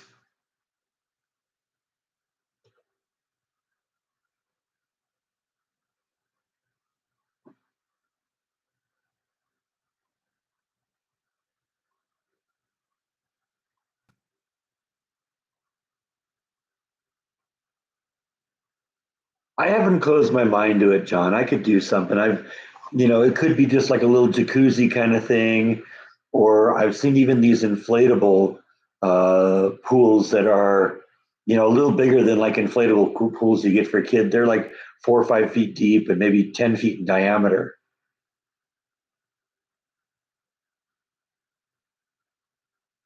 I could conceivably see that happening.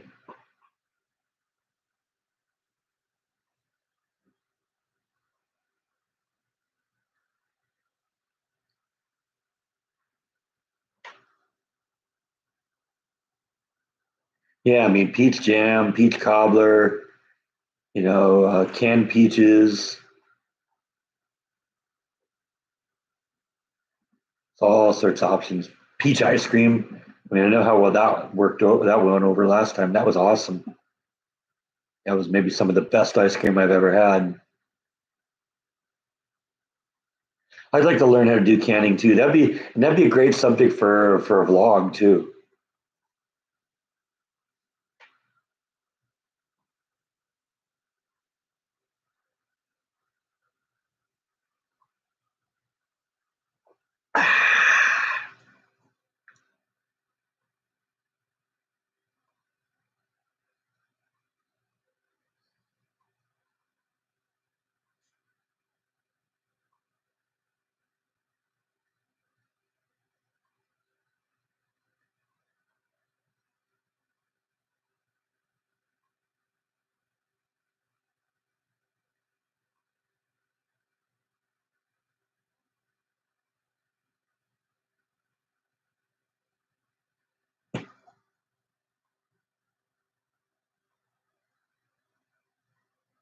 Well, canning would be great too for me because what I would do is I would store the canned stuff in the storm shelter.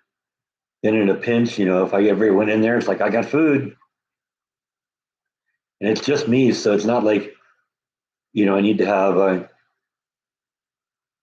room for 5 people or something in there. Just me and a couple kitties and a tortoise.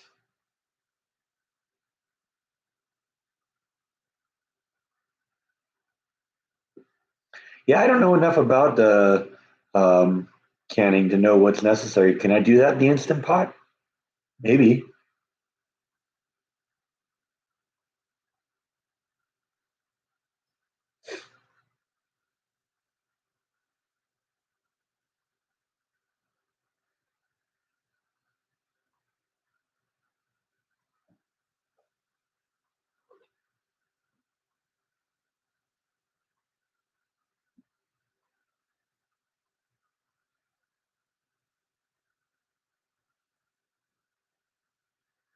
Start canning all my veggies and all my fruits, and then selling them to my viewers. Right?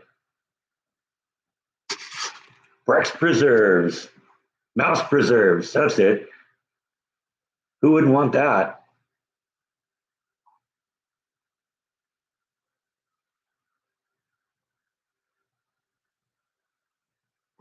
Preserving the mouse. Mm.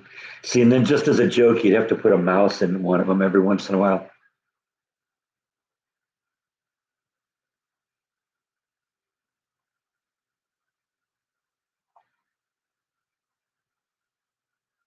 What about schnozberries?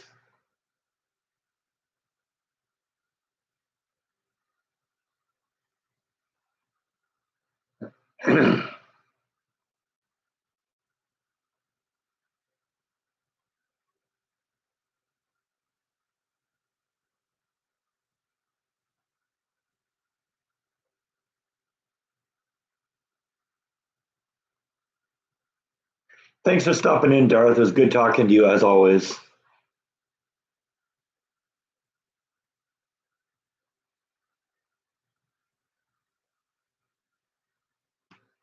Not really into mango salsa. I've tried it. It's not for me.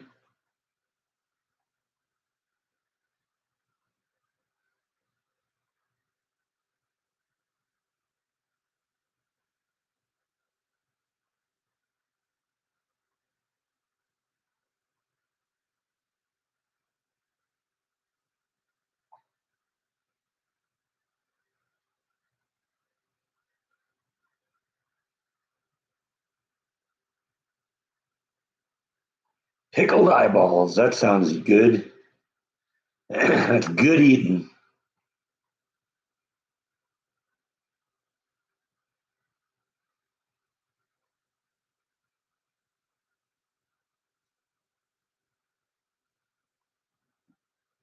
Goes well with roadkill possum. Ah, he just wants a little pet. He's your friend.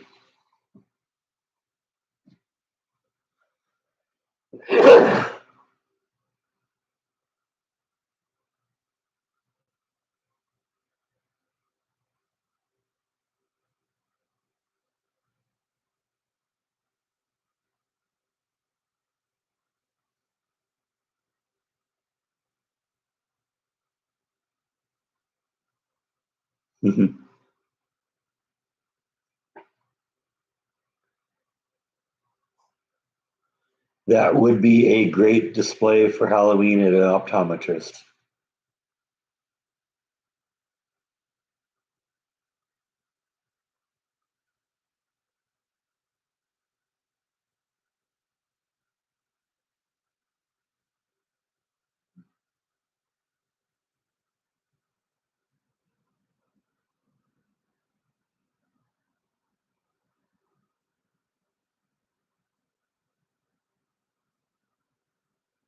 Hey, I can't deny what I am.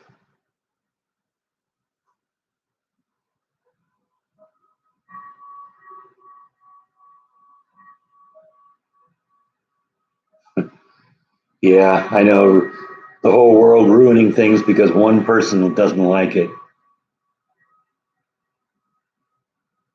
And yet they do something you don't like, and it's like, well, hey, I have rights too, right?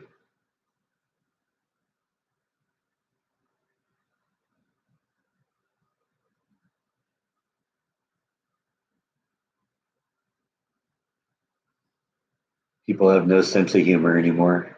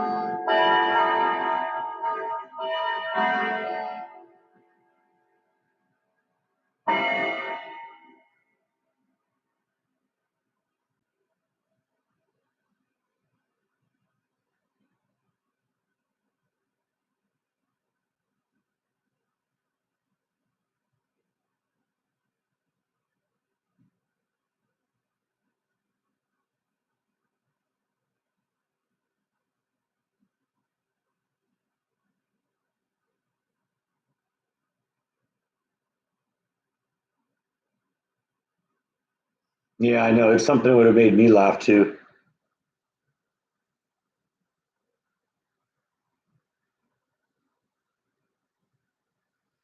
Just takes one nut to screw things up, though.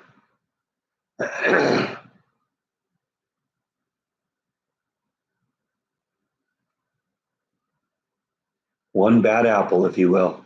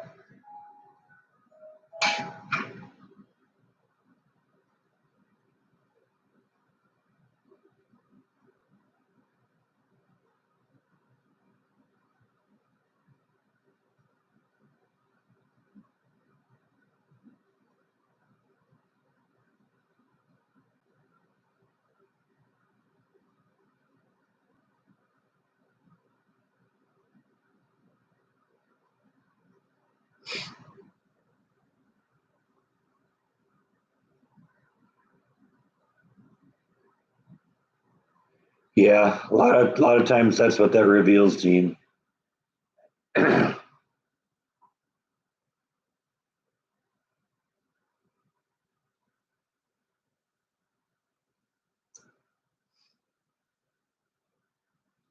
Well, anyway, I think I've put in my 2 hours here, so I'm gonna pull the plug on this one. Gonna maybe get going on some vlogs for this weekend here. This being an extra long weekend, about 10 days off. So hopefully we'll get a few things done that are pretty fun this time. Um, anyway, I think that's all I have for now. Thanks for everyone for watching. This was a good live stream. See you next time. Good night.